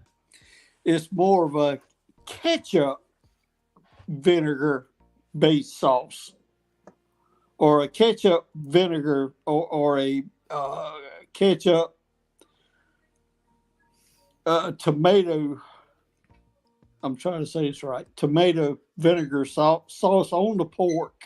Mm. But on the pork itself, you add, you know, paprika, your cumin, your salt, pepper, garlic. That on the pork while smoking, and then add the ketchup. You move to the east coast of North Carolina, and you got straight vinegar, pepper. That's it. Yeah. So it depends on what region you're in the United States. Kansas area, Lewis, like you're saying, that's where There's you sugar. get. That's Oh yeah, where they're you the sweet get- guys, aren't they? That's Yeah. where you get your sweet baby Ray's sauce. Pete Digits here saying South Carolina's broken up in sauce. Upstate South Yeah. Carolina is mustard. Middle is sugar. Coastal is vinegar. Vinegar. Yeah, Do you concur? I kind of do. That's more North Carolina than South Carolina. You move toward the coast of Charleston, down where your son graduated from boot camp. Or I'm Yeah. sorry, he graduated from Fort Jackson, right? Yeah. Fort Jackson. Okay. Fort Jackson. So yeah, that area is more, you know, kind of sweet, savory ish. Okay. You move toward the coast, out toward Charleston, the Beaufort area, East Coast. Yeah. That's more of your mustard base. Okay. And where I'm at, we're like, it depends on who you talk to. JD's BBQ and Bourbon is saying he's going to head over to the Bearded Butchers next weekend for their chicken cook. They do a ton of sugar in their nice. rubs. Very nice. Everybody's familiar with the bearded butchers, correct? Oh, yeah. Yeah, I love watching the videos. Just the way they cut with their razor sharp knives. They're So like, entertaining. okay, I get yeah. sucked into So that we're gonna get stuff, this man. pork belly. Yeah, so we're gonna get this pork belly. We're just like, Right. it's Like- like they're cutting butter. You know, it's like those things are so sharp. Hey, I want to do this. I want to ask them, can y'all just sharpen a few of my knives for me? Appreciate it. Thank you.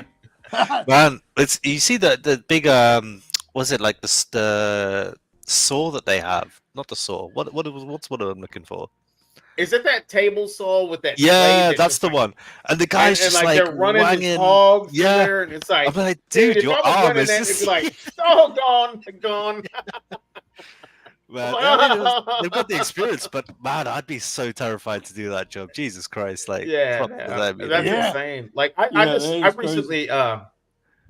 recently did 3 slabs of pork belly, and I made a lot of homemade bacon. All right, And Louis, I finally go ahead. when are you going to throw some cooking videos of the bacon? Oh, so that's gonna fall the very last Wednesday of February is when Okay. you're gonna finally see that video. It's 3 slabs. Instagram. I'm waiting on Yeah. Instagram. It's 3 slabs. TikTok. So that video took me 2 weeks to film.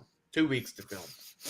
But the end product is fantastic, man. I mean, it's amazing. I mean, it is bacon like you've never had bacon. I mean, it is bacon. Like I cured it, for 10 days. Every day I went in with it and I flipped the package. The Friday before I smoked it, and I smoked hickory, by the way, in the BFG. Man, I washed all the cure off, and then I picked 3 different rubs to do 3 different bellies. One of them was just black pepper. The other one was Arnie Texas brisket rub, and the other one was PS Seasonings apple pie rub. Oh wow! And Oh, and that's so I interesting. seasoned I've them heard of that all. one. I let them sit back in the fridge. Let them pull some a little bit of moisture that they had, because I had them drying overnight from Friday night into Saturday. I kicked on the BFG into the lowest setting, super smoke, and loaded it up with those hickory pellets. And man, it did a fantastic job. It just did a fantastic job, man. It really did. I swear to God, I'm going to get me that. Yeah. Well, The bacon that it I the keep bacon that saying it the produced. Smokestone. Yeah. The bacon that it produced, I mean, it's just ridiculous. I mean, What was your cure time on that for the bacon? I cured it for 10 days. 10 days. You know, one thing I've been experimenting with is injecting the rub into the meat, so you don't have to wait for it to come from the outside in. You've already got it Yeah. inside, and then you got it from the outside as well. I've got my brines down to about 3 days now with that, and it just speeds things up so much quicker. You don't have to wait for like a pastrami or something.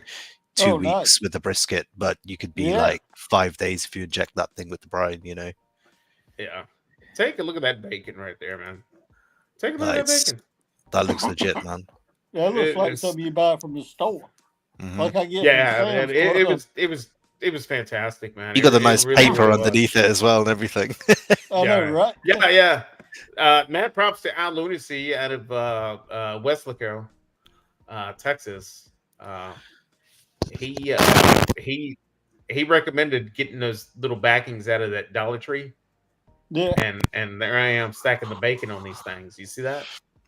Yeah, that's Stacking like the some, bacon on that. that's like some commercial Hey, Louis, Yeah, what kind of yeah. stuff, man. what kind of slicer did you use? So right now, what I have, what I got is what Santa Claus brought me was the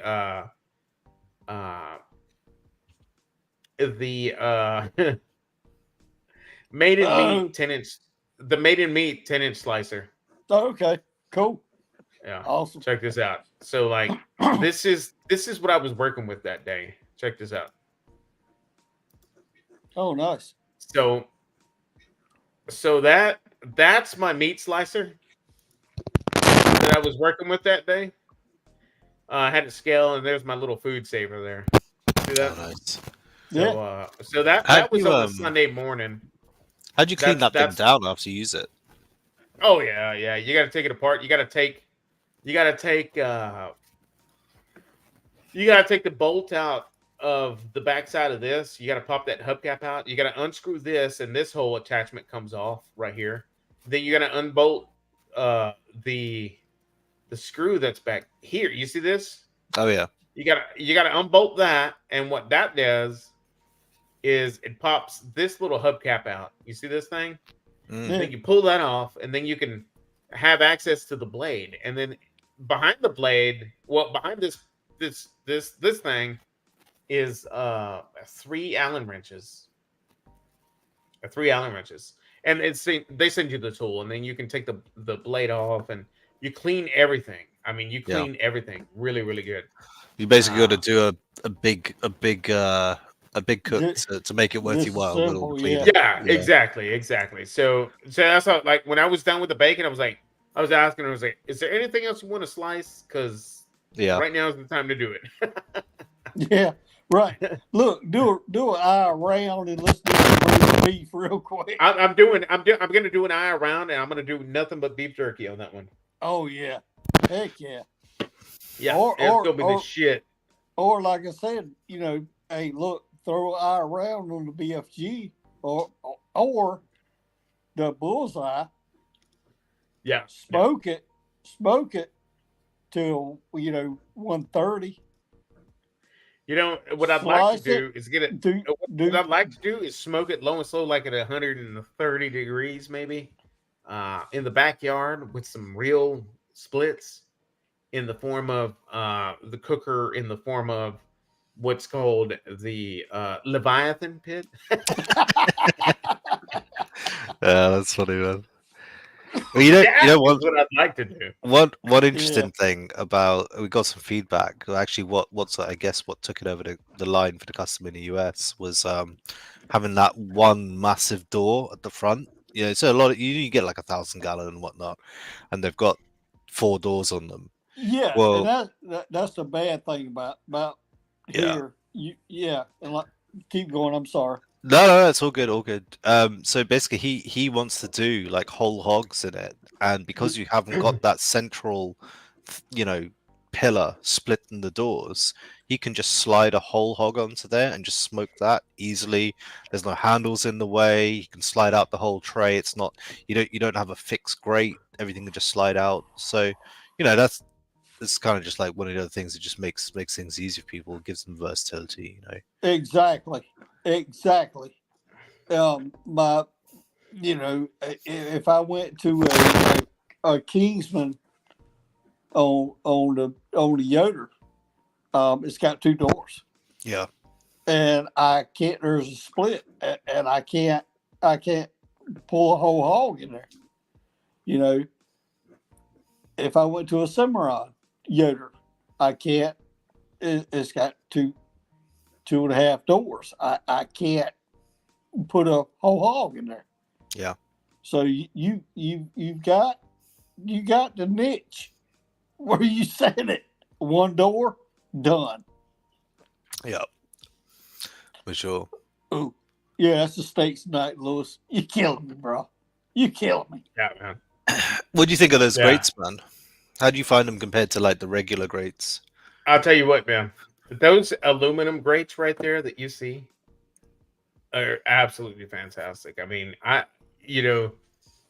they get so freaking hot. And then, like, a lot of times what I do is, like, if I do a tri-tip, like, there's a tri-tip video in the pipeline that's coming up, guys.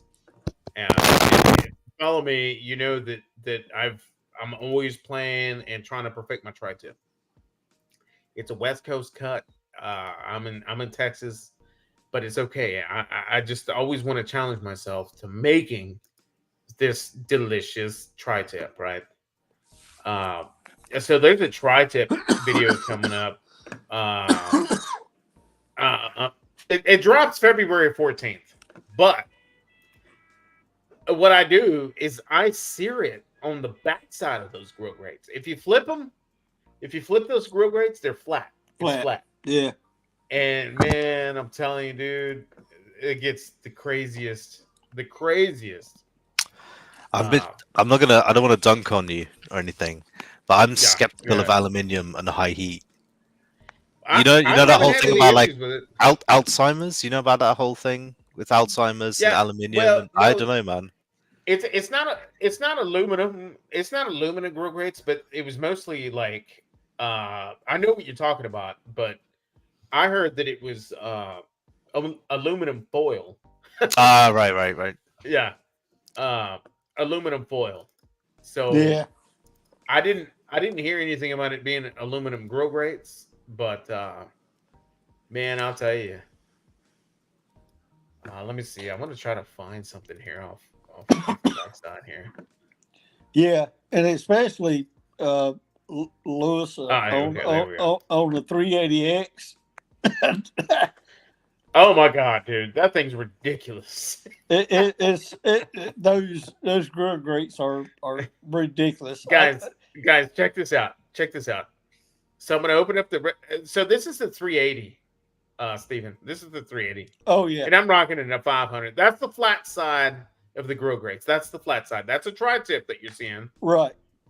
And so I have it sitting there for a minute, right? So now I'm gonna pick it up. Look at that. That's nice. Very Oh nice. my god, look at that. Wow. And Lewis, you Look got at that. Oh you my goodness. And then I see, flip it and I put it on there. Listen to that. and see, Lewis, Oh my god. you got the grill grates for the 380.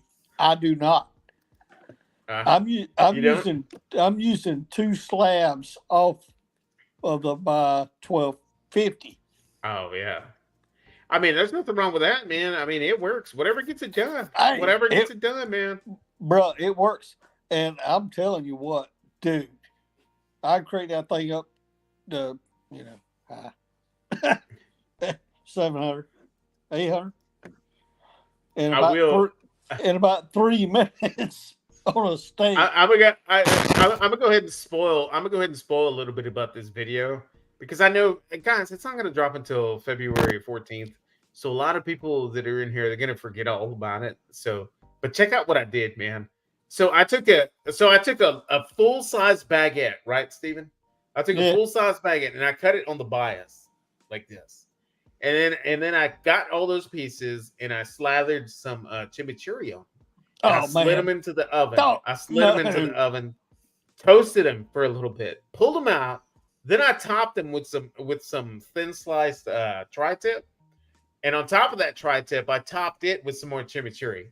So this is what we ate that night. Hang on, probably shouldn't really be you really should sharing this, but this but look at this, guys. That's Look some at good this. finger food right there, man. Look at this. Oh my god, dude. You guys don't understand how delicious this was. And see, This Lewis, was so freaking good, guys. and The see, baguette Lewis, was nice and toasted. I mean, this was just the bomb. Lewis, you could It just really was. You could have done that baguette on the 380 while it was still hot. Man, I'm telling you, dude. On those flat I could have done sides. that. I could have done that. On those flat sides, man. Yeah. Come on, bro. Listen, I mean, I've done crescent rolls on mine on the flat side of the grill grates. Crescent rolls, like out of the can. Yeah, yeah. This is just crazy the way this came out, man. Really was. I mean, I was like, wow. But that's all I'm going to share tonight. That's all I'm going to share tonight. I better close out my photos. Okay, there we go. Because I was going to share some more stuff. Yeah, don't do that. you giving up way too much. Yeah. So yeah, the bandsaw is the dangerous one. It's the third bandsaw. Okay, apple pie is American pie. Demoose is saying, going to a new processor for a venison. My cousin looked around and asked, where is the bandsaw? He turned right in and said, Madwood. I went to Western Illinois University. We had a chicken place from Des Moines. called Chicken Lips. I'll never forget that place. Y'all want with me? I am a meat cutter, not a butcher. JD, I've never heard of it been there. Okay, so we got. So again, Leviathan. Thank you very much for jumping on the chat tonight, my friend. Guy, I'm telling you, you have got a fantastic product out there, and man, Raj. I'm just, dude. Honestly, you were like so in the blackness of the internet that like I'm shocked that you're actually on my live talking about your product tonight. You know what I mean? Man, we're still small fry, you know. Yeah, because it has made your product has made its waves in the States, and it's just like, wow, is this like a real deal, or is this like a fake thing that somebody put together, or like what's going on here? And then I found your videos on YouTube. I watched all your videos on YouTube, and now I'm talking to you right here on YouTube on my live episode 66. So that's awesome, man. Oh, well, it's all good. I mean, you know, we got onto you from you subscribing to our, you know, our Insta, and I saw your comments on our YouTube. Like, okay, let's follow him. And this guy's doing some great stuff, you know. It's, just keep tabs on things, you know. Man, appreciate it, my friend. Appreciate that. Jeannie's point is in the chat, guys. Hello, Jeannie. Okay, so I want to try to replicate the emojis that she dropped. So it's the peace sign, a smiley face, a thumbs up, and a 100. Okay, let's go. Ready? 5, 4, 3, 2, 1. There you go. We had a comment from JD up top, JD's Bourbon, and he said we should look at Workhorse for inspiration. I was just looking at what he was saying, but he said not here whole hog. The pitch should look at Workhorse for inspiration. Just wonder if he could expand on that. It'd be good to get some feedback if he's got any input. You know, see what he's saying. You know what? That's a good deal. JD, do you want to jump on the chat? JD, and explain yourself, my friend. There's the link right there if you want to jump on. Leviathan Pitch should look at Workhorse for inspiration. Not going to do a whole hog. So, Workhorse. So, Raj, you're saying that you're 100% capable of getting your hands on a Workhorse in your neck of the woods, correct? Oh yeah. They're shipped over here all the time. They're shipped over there. So there's a company called Pro Smoke Barbecue in the UK, and they import them probably in batches of 10 every few months to the UK. They sell out straight away. Okay. So there's another YouTuber out there in your neck of the woods. He goes by Wilson's BBQ. Oh yeah, I know Wilson. Yeah. I haven't met him personally, but I'm very aware of him. Yeah. Yeah. I think he's very close to you, right?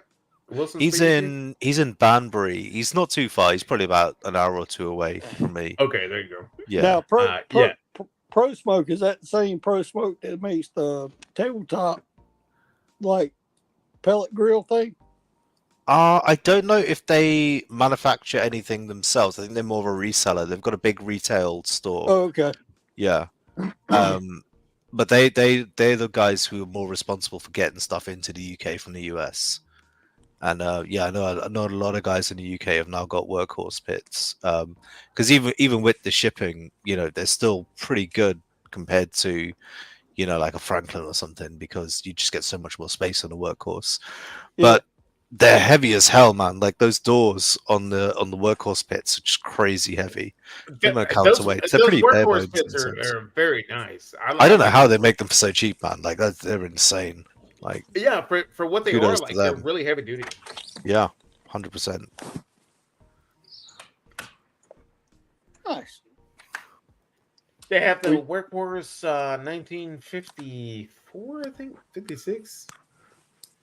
They have there's 1975, I think is the big one they do. Yeah, I think that's the. I want to say it's either a 90 or a 120 gallon. I can't remember off the top of my head. But then they do the small one, which is the 1957, which is a smaller version. I know that it could fit 4 briskets in it if it had the second. But the thing with the Workhorse, and if you sort of got to do a bit of digging on this, is when you sort of see people testing it out, they say they do all the CFD, fluid dynamics and whatnot on it, but when people actually test it, they've got the baffle that puts all the air straight down as it comes in from the firebox, and because they've got their sort of thermometers right on either side. They've got one on the chimney side, one on the firebox side, and they look pretty even. But when people actually do biscuit tests on them, all the hot air is coming up straight in the center of the workhorse pits. Is that right? Yeah, you should check it out. There's a few guys on YouTube who I've seen who have tested this out, and it's sort of come up time and time again. So it's kind of like a I need bit. to check I that don't out, want to. man. I don't want to say it's a bit of a trickery, but it's definitely not fixing any issues. It's just sort of shifting the issues that happen with offsets. Yeah. So So you're saying like they're moving the problem from this end to in the center. middle, yeah, and Yeah, it won't I show got up you. because you don't have a temperature gauge in the middle. Yeah. So only Oh. when you actually do a biscuit test or you stick a brisket on there, you're like, oh, why is my brisket in the middle getting all singed on the underside? That's why. You know what I used to think? Like there for a minute, like I used to think like offset. We all know what an offset is and what it looks like. I used to think like, what if? Now hear me out. Now this might sound ridiculous, but what if there was a cooking chamber, right? Mm. Just like you would see that comes off of a firebox on an offset. There's a cooking chamber, but there's a firebox on both ends, and there's a smokestack in the center of the cooking chamber. What do you guys think that would do for a hotspot inside that cooking chamber? So if you had a firebox on either side, the number one is you'd be burning two fires, so that's more wood. Yeah, there's two fires, And then and we're you would talking about a big, long cooking chamber in the center. And then you've got you basically got to think about how the smokes and heat is going to flow. Is it going to solve any issues, or is it going to create more problems? Or is it just going to like smash into the middle into each other? Not necessarily, but having the chimney really, right at the top. The stack is in the center. So the general rule of thumb is that heat always wants to rise, right? Right. And it depends where your heat's coming in. So if your heat's coming in sort of under grate level, which is what most offsets do, they're gonna immediately come straight up. The heat's gonna come straight up, scorch anything that's placed, on top of that hotspot where the heat's rising. So if you have two hotspots, so to speak, and your fire is lower than grate level, your firebox throat's lower than grate level, you're going to scorch anything on the underside there, and then it's going to sort of rise and come up in a sort of triangular pattern towards that smokestack in the middle that you're describing. So another sort of school of thought, which is what a lot of people are doing now, is with the duct, where you direct the heat straight up to begin with, and it runs along the top of the pit, so that you get that nice rendering on anything that's on the grate level, but you're not scorching on the underside. Because really, rendering a fat cap is probably, I'd say, most people's big issues. You don't want to hit that meat from the underside. You want to get that fat cap rendered. That's the big thing. You want to get that nice sort of sticky, yellowy, fat cap.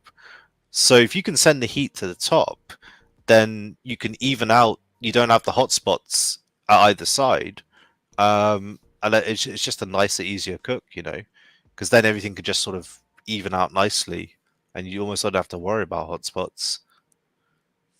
Yeah, that's the thing I had to worry about on my Yoder loaded Wichita. It's got really extreme hot spots. And you was talking about the biscuit test. It's bad. Yeah, it's really bad. Left, right. It's not even. Well, it is the thing, and then people do. You've seen when people try to do a lot of like the perforated baffles and like tuning plates and all this. Yeah. And like while that might get you even temperatures at grate level, all you're doing is still sending all that heat underneath the food, right? Which is where you don't want it. You want it from the top. You want to render that fat. You don't want it to come up from underneath the food. Exactly. Yeah. And mine, it's. I've learned it. You got to learn your pit. You've got to. every pit's different. Oh yeah, Every pit, very you different. know, And we were and talking. We were talking about stateside built pits, and we've got Mr. CJ in the house, Mama and Papa Joe from Mama and Papa Joe's BBQ. CJ invested 100% into a Canon offset, Canon pits. Uh, Beautiful pits. I mean, big, heavy duty style looking pits, man. CJ, welcome to the chat tonight, by the way. I see But JD you said know, as well. back He to throws his those. back out with his What's that? workhorse. JD's just said he throws his back out every time he uses the workhorse pit because that door's so bloody heavy. That Yeah. thing's a beast, man. Yeah. I see JD most of the time, and he's like, "Okay, welcome to the channel. Today we're gonna cook some ribs in the workhorse." And then he goes down there and he's like, next thing you know, he's opening up the lid to a green egg. Just messing with you, JD. I've never cooked on one of those ceramic cookers though. I want one, I really do, but I've never cooked on one. But man, those things look amazing. They can be I tricky, man. I have, Yeah. yeah. And Louis, it's like I see him cook. I see him cook on these things, and if you check out his channel, when he's cooking like wings or something like that. You know, he'll build his fire, and he puts like 15 Like 3 different. pieces of charcoal in there. He puts like 15 different layers of shit before he actually puts the chicken on. And I'm like, oh my god, I didn't know you could do that on one of those. They're really they're crazy efficient. Like you need It's like honestly like amazing. you need like 5 pieces of charcoal and you're good for like 10 hours. Oh Like- yeah. It's ridiculous, Louis. I had a Kamado Joe, and like Raj said, I mean, I could put you know 5 pieces of lump in there and cook a steak dinner Yeah. and close it down. Walk back out there the next morning, and the grill's still 250 degrees. That's ridiculous. But there's It's- downsides, you know, because you don't get. It's almost like cooking on an oven at that point. You get no flavor, no charcoal flavor, no wood flavor. So you kind of gotta. That's why the people will put all the deflectors in, so you can burn more fuel and not scorch the hell out of your food. Raj, you bring up a good point, Raj. I've heard stories about like if it was cooked in one of the ceramic cookers, like I guess it gives like a brisket a certain flavor. Oh yeah, Almost like like if it came off of a pellet cooker, you're like, oh yeah, that's definitely a pellet cooker brisket. yeah. But apparently the ceramic cookers have a certain flavor themselves. They well. they do. A good channel to check out is it Smoking Dad's Barbecue? Have you guys seen his stuff? He's like a big Kamado guy. He's recently got into offsets. I think he's probably got like, probably over 100,000 subs now. He's pretty up there. But I think Smoking Dad. Yeah, Smoking Dad Barbecue. I think that's his name. Name is James. But he's big on his Kamados. But his big thing is trying to get a Kamado to cook like an offset. Because he's got some offsets. He's in Canada, and he's got some from a company called Smoke North. Yeah, and he got his offset, and he's like, "Wow, I see what I've been missing out on my Kamado." So now his thing is to try and get the Kamado to cook like an offset, and he goes through all these crazy experiments to try and like burn wood in the Kamado, and it's just the thing is, you make it too efficient. And then it's just like an oven, so you kind of got to find that sweet spot. It is like 90% of my content is nothing but pellet cookers, and I do understand that the product that's coming off of my grill grates is not going to taste like an offset. I do know that, but I'm always, I guess, in the search. My channel started for the search of the perfect flavor profile. I just wanted that one rub that I could add on anything, and I'm like, oh, that's the one. That's the one. Wow, man, I can give you some good tips on that. I've been experimenting a long time at rubs. Yeah, I have too, and I've got a collection. But the thing is like I know that the product that comes off of my pellet grills is not going to taste like something that come off a Leviathan pit or a Yoder smoker or an offset of that kind. Oh, yeah. Something that takes like a full blown split, a cannon smoker, or anything like that. It's just the amount of compounds that come off burning real wood. Can't get exactly, that exactly. smoldering Then wood you're talking chunks. about a big split versus a tiny little pellet. Yeah. You know. All So right, obviously Lou. you're gonna get a lot more flavor off that big split. You know. Yeah, you will. But I will say this. There are some people under my roof that prefer the pellet cooked protein over the split. Mm. And Plus that's the 100% true. That's 100% true. Yeah. Yeah. Different strokes for different folks, you know. Lewis, Exactly. Roz just said a big thing. He's wanting seasoning. Oh, seasoning? Let's me and you get together and send him some PS. Oh, PS seasoning? Yeah. Oh my goodness, man. That's probably at the top of the list. I'll do you guys a trade. I'll send out some of our burger presses to you and drop me some seasoning. Yeah, let's do it. Let's do it. I can see some seasoning, buddy. Lewis, listen. I work for corporate UPS store. UPS Store. Mm-hmm. I can get the shipping to the UK really, really, really cheap. Now, Raj, when it gets to you, I hate to say this because of how the UK is, you'll be duties and taxes is on you.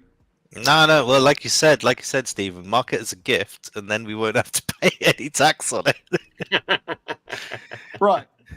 So it's a gift, and we'll market it. I think it's under $20. If it's under $20, we don't pay any import charges on it. Yeah. So it'll be a $5 gift. Yeah. And Lewis, me and you can work that out later. Yeah. Let's get it done, man. I'm 100% on board. I want to send Leviathan some Arnie Tex rubs. I want to send him the Wow, the OG, and the brisket rub. Yeah, let's do it, man. I would definitely love to send him some straight Texas rubs, man. That's or nice to try, man. Or maybe some chud rub, some brisket rub Arnie Tex, and some oh my goodness, man, that rodeo rub from PS Seasoning is stupid. It's legit, man. That is currently currently my go-to for brisket. My go-to for brisket right now is Arnie Tex brisket rub paired with the PS Seasoning rodeo rub. That combination right there is legit, man. And you can go back and see my most recent brisket videos that I've dropped. I mean, that's what I use. Creates a beautiful bark. The flavor is just amazing. I just caught something from the back of my eye right here. JD's saying send some goldies. I personally have never tried the goldies. I have never tried the goldies yet. But well, Lewis, let's me and you work together and get that over there. Yeah, let's get it done. Let's get it. Awesome. Leviathan, are you down? I'll get it done. Man. Oh yeah, sure. Well, look, I'll return the favor. I mean, I guess the easiest thing for us to send to you would probably be one of our burger presses. Have you seen those? Yeah. The no, stainless steel ones. Take a look, man. On the just head over to the website. They're pretty ridiculous. They're I have seen those. I did see those. Yeah. Is that on your Leviathan pit? Yeah, it's on the Insta and on the website. The Obsidian burger presses. Now, Raj, are you on Facebook? Yeah, I'm on Facebook. Hey, look up my name, man, and let me do it now. Send me a friend request and message me your address. I know. Yeah, the shipping address. Yeah, the shipping address. What the product you go to. Yeah, for sure. Let me do it now. Let me grab you on it. Give me your last. I don't know if you want to send me your last name. These are those heavy duty freaking burger presses. They are. They're awesome. Damn. I know, right? That's what these damn things. Solid stainless, man. So they're completely dishwasher proof as well, so you don't have to worry about it. Yeah. And that's one thing that I recently got into is making smash burgers, man. Yeah, that'd be kind of Oh, amazing to try one of oh, those. dude. But Steven, would I send you the rubs and then you ship them? Yeah, Is that how we're gonna do it, or yeah, and I'll get the shipping costs back to you somehow. okay? And then I'm It, assuming you have like uh, a Venmo, that kind of stuff, right? oh yeah, yeah, Okay. yeah. Yeah, Uh, we'll hook up on it. well, Instagram for that. I'm talking about getting the shipping costs from you to me. I'll pay you back. Oh, I can ship you those products, man. I'm not looking for a payback.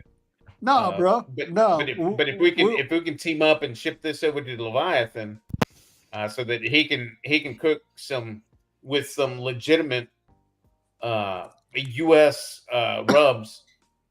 I'm sure he's probably got access to a lot of this stuff, but not like the Ornitex and the Chud Rub and the PS seasoning stuff. I don't think he can get it in his I hands think on any of we this can get stuff. we can get Chubbed Rub over here because he's now Yeah, they yeah, his Chud he's pits are teamed getting up with imported. Wilson. He's Yeah, teamed up yeah, with yeah. Pro Wilson. Smoker importing his what they got the smaller direct heat Chud pits. They're importing those Yeah, yeah, now with yeah. He's got the little Chud pits. yeah. Uh, that's a really good rub. That really is a true, honest. I mean, honestly, that is a true all-purpose rub right there. Mm. That it's got great flavor. It really, really does. So So there's we can send you some PL seasoning rubs and some Arnie Texas rubs. I don't think you have access to that kind of stuff over no, there. I've never seen the Arnitex stuff over here. He's a great guy, Arnitex. I subscribe to him. Yeah, Arnie Texas is the man. Like Yeah. he was going to be on my chat tonight. He's been on my live twice. Oh, nice. We've chatted up, for a couple of hours, twice on my live. Oh yeah. He was going to be here tonight, but he was on. He had some other things going on tonight. But yeah, he's good people, man. Hey. That's my dog. Wholesome channel, man. Real wholesome. Yeah, he's awesome, man. I love him. Dude. He is awesome. Kind of little He dude. is freaking awesome. He's the greatest, man. Really Raj, is. Raj, on your Leviathan Pits Facebook page, I just followed it and sent you a message. Oh, nice, fantastic. I'll check that out. Let me log in and just double check it's come through. So we got Pete Digits here saying Adam's rib rub needs to find Leviathan Pits. Don't use it with burgers on a kettle though. Yeah, we gonna get some good stuff there, man. Oh, I got you. Yeah, nice. Yeah. Nice. So I've been doing some pretty crazy stuff at rubs. Well, not crazy. I mean, it's all fairly standard, but like going into sort of like the MSG side of things is quite interesting. Have you guys messed around with that? MSG. I've never had like a bottle that said MSG and added to it, but I will say that I have used some rubs that have MSG in it. So there's two things you can. I don't have any like negative effects with it. I do have some friends.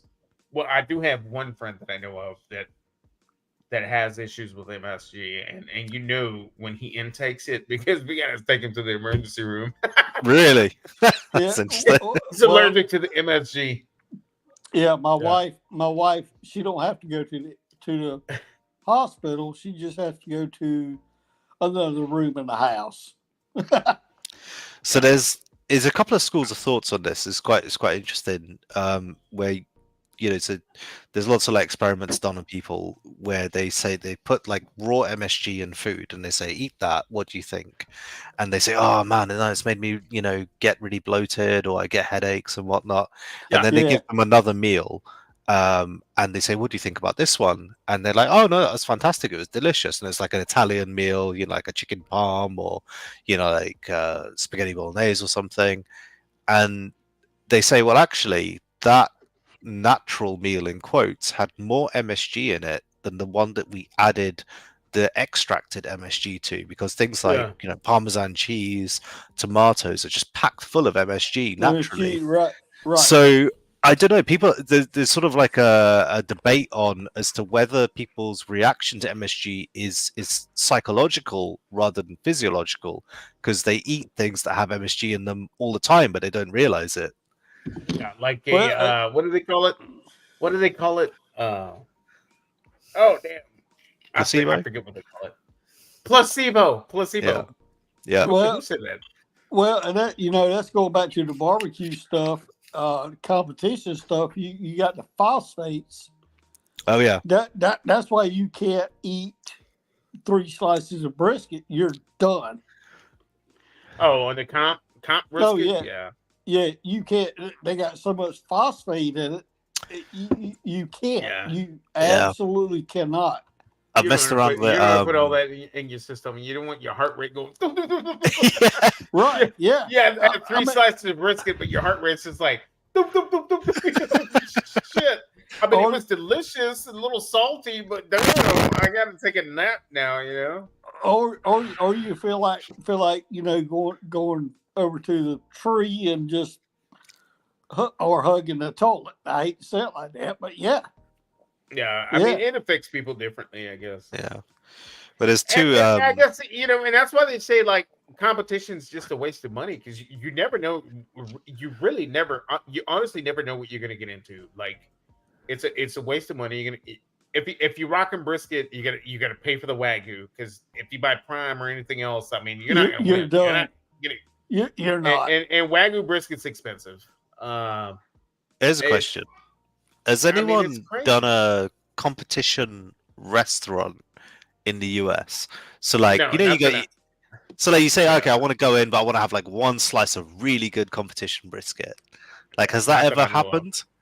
So it's Not that only I so know it's of. only people that just turn up at competitions that have the competition stuff or the judges, I So- guess. Yeah, that's it. You don't do competition in a restaurant. Yeah. Not No. excuse me, not competition brisket. You can't. You cannot. You would lose your ass. Yeah. So yeah. I mean, it would be not good for the seller, right? For the business. But there is one guy that I know by the name of James. He's out of Kyle, Texas. He's about an hour, 45 minutes to an hour away from me, and he is he's big time in the competitions. Big time in the competitions. And aim him and claim him, BBQ. He was talking about he recently bought his food trailer, right? And he wants to start selling BBQ, but he wants to put a competition twist on it. So that might be an option on how to put the competition twist on it. So like if you went up there and bought like let me get a half a pound of brisket, and you know what? Let me try some of the competition. Maybe he has a whole couple of briskets there, competition style. That he'll give you a couple slices on that you can buy. Aim him and claim him, James. Yeah. BBQ. He's wanting to put the competition into his business somehow because he's real big into competition cooking. Well, that's what I was thinking, man, because it sounds like this stuff is quite niche. It's not accessible to the general public. So maybe you give people an option, say, well, let me get a slice of that competition, see what it's all about, Yeah, for see how sure. different it is. We're all Yeah. we're all familiar with that salt, pepper, garlic kind of oak or mesquite or pecan, kind of flavor profile. We all are curious about. Okay, you know what? Let me try a little bit of that competition brisket that you would put in. And you'll On. eat Let me see what that's about. Because nobody really knows what that tastes like other than the judges and the cooks. Right. And you'll eat 2 slices and go, oh my God. Yeah, or half a slice. Yeah, and it's like, oh my God, I'm done. And then you'll go. If you're like a lot of people, you'll go find a porta potty. Yeah. How do the judges deal with it, man? Because surely they gotta they get loaded up with this stuff. But you gotta remember, they're only dealing with one bite. Yeah. But at the same time, if there's 100 teams, is that 100 bites? That's what I'm saying, man. No, That's a lot of. Or do they rotate the judges? Rotate. That's a good question for a competition cook. Rotate. They rotate them. Memphis and May, there's 500 judges there. And there you go. There you go. There's Wow. just no way. I mean, I don't know, man. I just don't know. I mean, I'm not a competition cook, but if I was a competition cook, I would show up and I would be balls out with a Leviathan pit, front row, and they'd be saying, Trumpetmaster BBQ, you don't park it. This is not your parking spot today. And I'd be like, you know what? I don't give a shit. I'm in the Leviathan pit, so I'm here. Hey, Lewis. It's like, And good then luck I'd be moving like, it. You want me out of Steven, get them space? briskets You can and- move it. I'd be like, Steven, get them briskets and them chicken wings out, man. Let's cook. Right. Hey, Lewis. In all seriousness, since we're doing this for Raj, and you're going to do the shipping to me, Oh yeah, yeah. How Let's about- get it? Yeah. how about I get an A9 Wagyu brisket to you? To where? To you. To me? Yeah. Oh no! You don't have to do that. You don't have to do that. 'Cause, Okay. dude, honestly, man, honestly, I- my HEB, so my house is dead center of two HEBs. One's a basic HEB and one's an HEB plus. The HEB plus, dude, they stock Snake River Farms briskets, tri-tips, all Gotcha, the Raj. Snake River Farm shit. Like they do. Like that's one of the options there. You don't have to do that. No. You don't have to do Okay. that. So I'm gonna call Kevin down at the butcher shop in Pensacola, Florida, and we're gonna have an A9 brisket sitting in Trumpetmaster's house. I mean, I get it. I get it done, man. 2 But I days. want to do it justice. I want to make sure that I'm going to cook it justice. Like, I want to make sure that I perform very well. And honestly, I think it's going to take a Leviathan pit to perform. I see what you did there. We're not supposed to laugh out loud. We're not supposed to laugh out loud. Okay. So I believe Them Leviathan before pits would do it justice. they would. Go ahead. They absolutely would. No, I've got I've got some stick burners out there that I could use. I also have the one pellet grill that I've been really impressed by lately, honestly, is that 2500 BFG Rectech. I mean, that thing Yeah. that thing is amazing, man. Amazing. Just wait till you see that video drop on that bacon. I'm just like, on extreme smoke, and it's just like ridiculous, man. And see, that's the thing. Just That's the thing. ridiculous. And that's the thing that kept me from buying one for years was no smoke, The fire no pot? smoke, no smoke, no smoke, Oh, no. no smoke. And then all of a sudden, mine smokes like a freight train. Mine smokes like a Yeah, freight train. I mean, you'll see it in my video. It's nothing but smoke, and you're like, oh my god. yeah, Have you all seen the things Something about using pecan shells for the like pecan shell pellets? Supposed to be like really, really good for that. Getting the Yeah, smoke I flavor did in. see Yeah. that. I did see that. It's all about that pecking, baby. It's all about that pecking. Mm. that, Uh, yeah, the pecking. It's all about that pecking. I see some guys doing yeah, they it's, do like charcoal pellets as well, which is pretty crazy. It's they're called smoking pecking pellets, is what they call it. The smoking pecking pellets. And it's and what they use is the pecking shells, not the pecking wood, but the pecking shells themselves. And they Yeah. compress them and make a smoldering, smoking pellet out of that. Man, I have not tried those yet, but I I will. haven't either. What's the other I one? will eventually. What's the other one? The Manchester pellet. There's another shell pellet that a Oh, lot of people talk about. I don't know that one. I forgot what it is. The pistachio pellet. No, Have you seen the weird. compressed charcoal ones? Those are quite interesting because you Yeah. get like Yeah, I have. charcoal flavor. I've tried those. I've tried. Are they they're, good? The Royal pellets. They're the Royal brand pellets, and it's charcoal pellet. They're waterproof. But I will say this: they burn hot. Mm. No, really And I hot. will also say this: if you do own a pellet grill and you are planning on trying some of those charcoal pellets from a Royal Oak, Royal King, or whatever they're called, don't fill up your hopper with only that. I mean, mix them with your regular other standard pellets that you would normally Yeah, use. because they burn Uh, they burn they burn really hot. well. I mean, I've had my 1250 with those They up burn to hot, man. Them damn 700. things. I And they had my do smoke, and they do stink a lot like charcoal, man. They really do dude, yeah. smoke a storm with charcoal smell and smoke. And I had But my but they burn hot is the thing, man. and I've had my 1250 up to 748 degrees. Jesus with those. Christ. That's crazy, man. Oh, well, that's nothing. I had my You're grilling fajitas on that damn thing, you know? right. So, and that's a 1250. That's the 1250, Lewis. Yeah. You know, and if I had put them in my 380X, 1,000 degrees, like I said, I had that whole grill cherry red, the whole grill.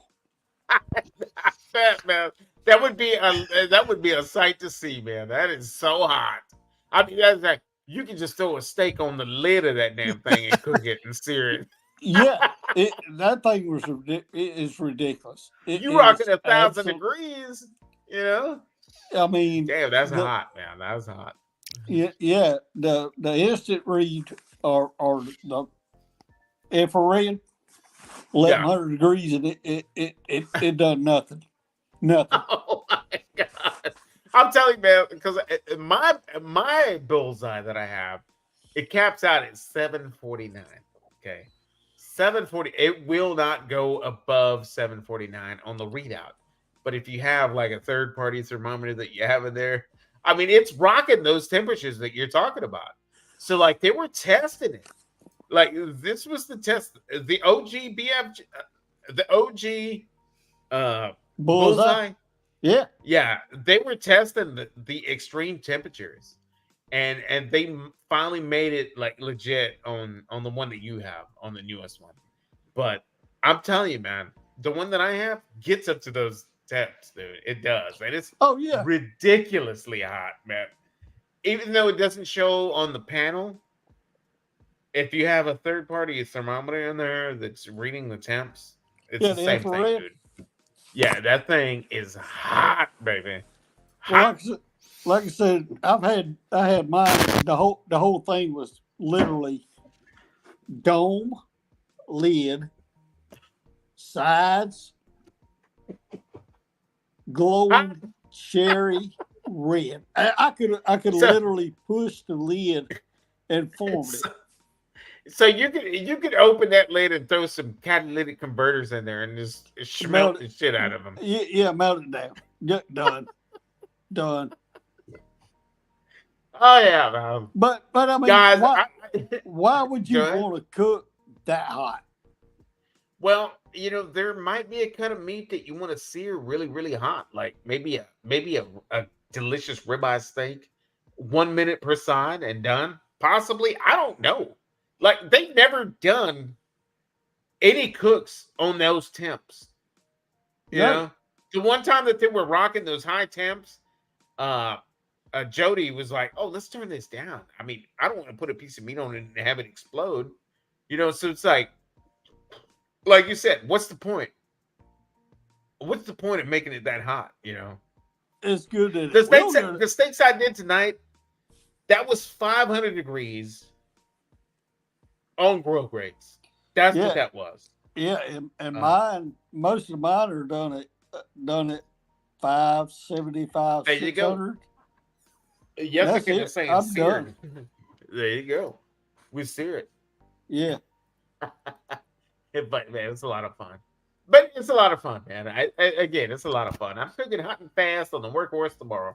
There you go, JD. JD, do you have an Instagram? Go live on Instagram tomorrow. I almost did that tonight when I was searing those steaks, but I was doing that TikTok. So, guys, if y'all follow me on TikTok and Instagram, check out my reel. It's called a reel on Instagram, and it's called a TikTok on TikTok. But that's what I did today, guys. Check it out. But the buy thing, if you're still in the house, my friend, man, I really 100% appreciate you jumping on my live tonight, man. I really, really do. We've got BBQ Bourbon and Blues in the house, guys. BBQ Bourbon and Blues. Type trumpet in the chat. Drop your link. Nightbot will drop your link in the chat if you type trumpet in the chat. BBQ Bourbon and Blues, guys. If you guys don't follow him, check him out. Hook up with him. He's got a fantastic, fun crew that they're a team. They film videos. The most recent one that I saw of his was they were doing duck. And pro tips off that duck cook. I mean, he was poking a bunch of holes on that thing because he was explaining how greasy duck is, and you don't want to cook it without poking all those holes in it, man. So go check out the product that he drops, man. It's a good time. He's a good people, man. He's doing good things out there, man. And they always have a good time. They laughing, having a good time, cutting up, having a real good time doing their cooks that they do. But welcome, BBQ Bourbon and Blues, man. Thank you for being in the chat tonight. Didn't know you had a TikTok. Who, me? I have a TikTok, man. Are you talking about me, Jessica?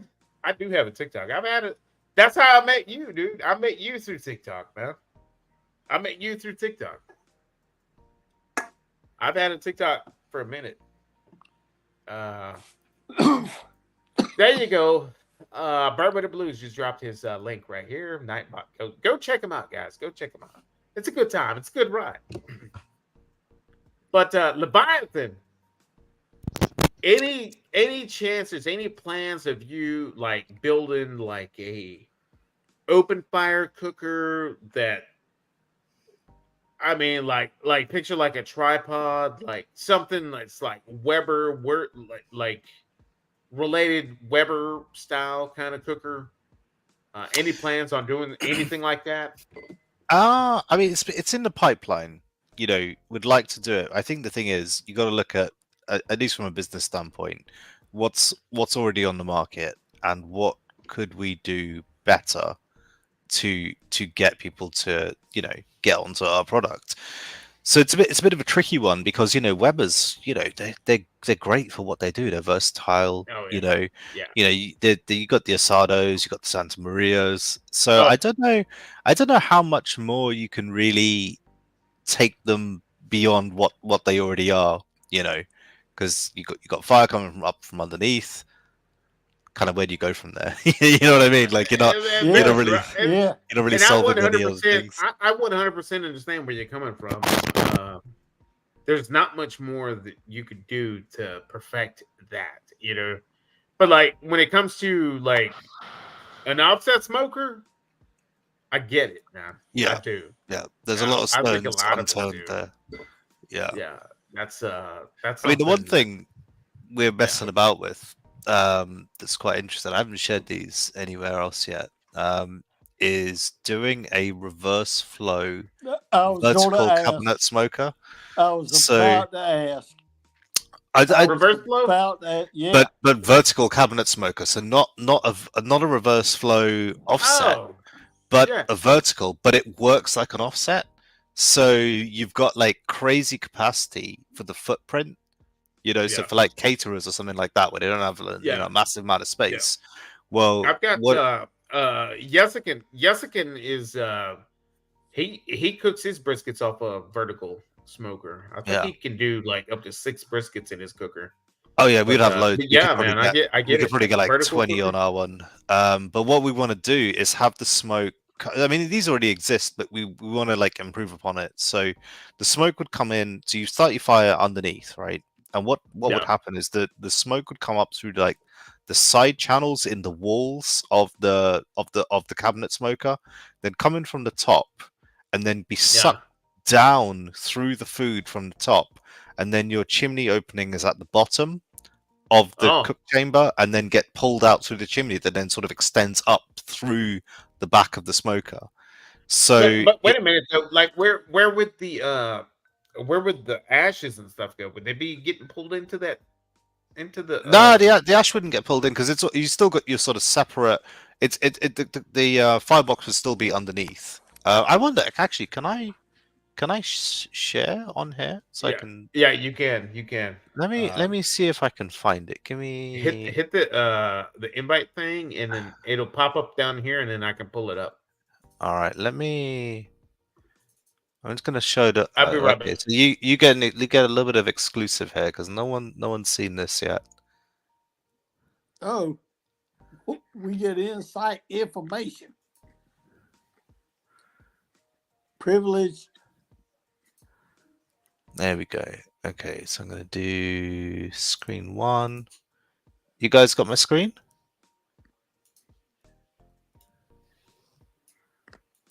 Am I sharing? I don't see it.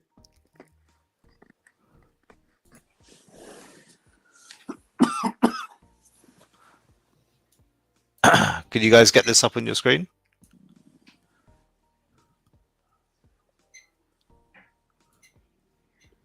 Yeah, hang I've on. n- I got you. Hang on. Hang on. Okay, right here. Let's check it out. Oh, here we go. Let's see what we got. Look at that thing. Oh my god, dude. That thing looks just as beastie as the offset.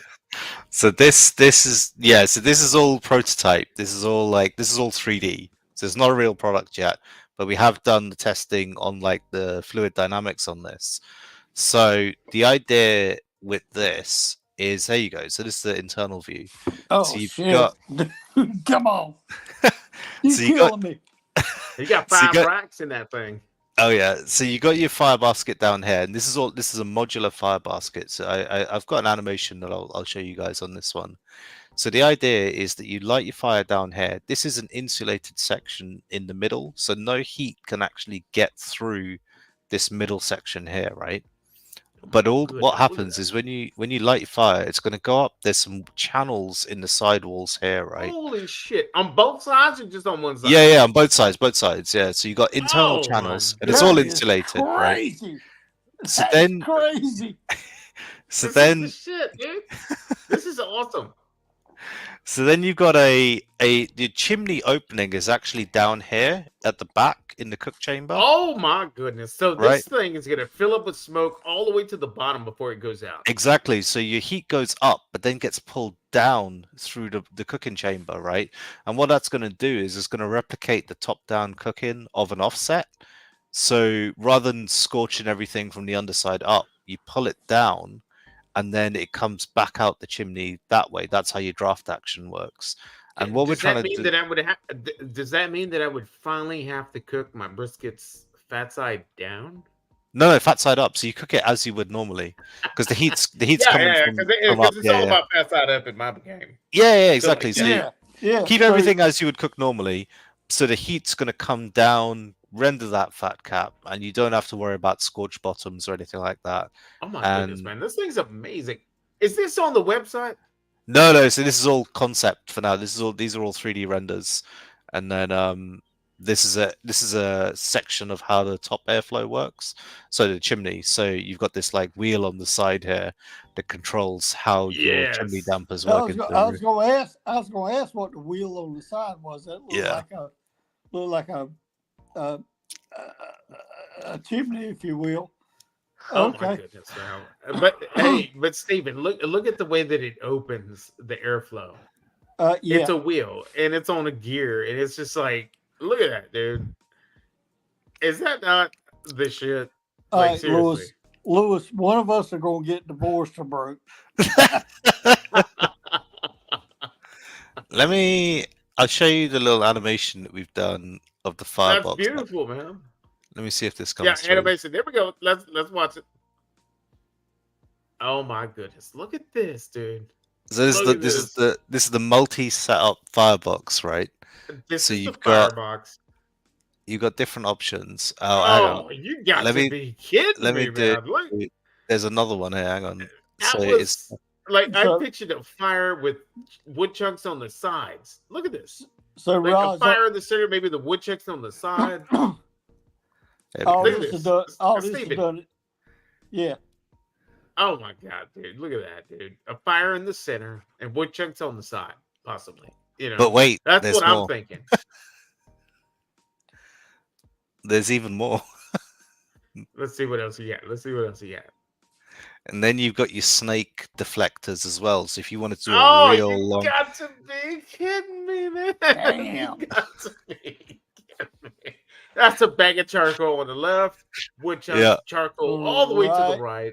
yeah. Yeah. So there Go you to go. sleep, night, while it's cooking. So lots of options. That's the idea. I want to give So- you as much Man, versatility. This is just amazing scenery here. Like, what So- program are you using for this 3-dimensional? CAD. So this is 3D Studio Max and Yeah. a render engine called FStorm. But we use Fusion as well, Fusion 360 for. So some you're of able, the- and you're able to manipulate the patina on the cooker. Oh yeah, so we because create all the the color- materials. I mean, yeah. So this is all like concept, but the patina in real life, obviously, it looks like it looks. So this is just a Yeah. sort of visual representation of what. No, what it'll be. Yes, for sure. Yeah. It's amazing, man. It really is. I mean, Raj, when I was working for the USDA, we done a similar concept like that in CAD.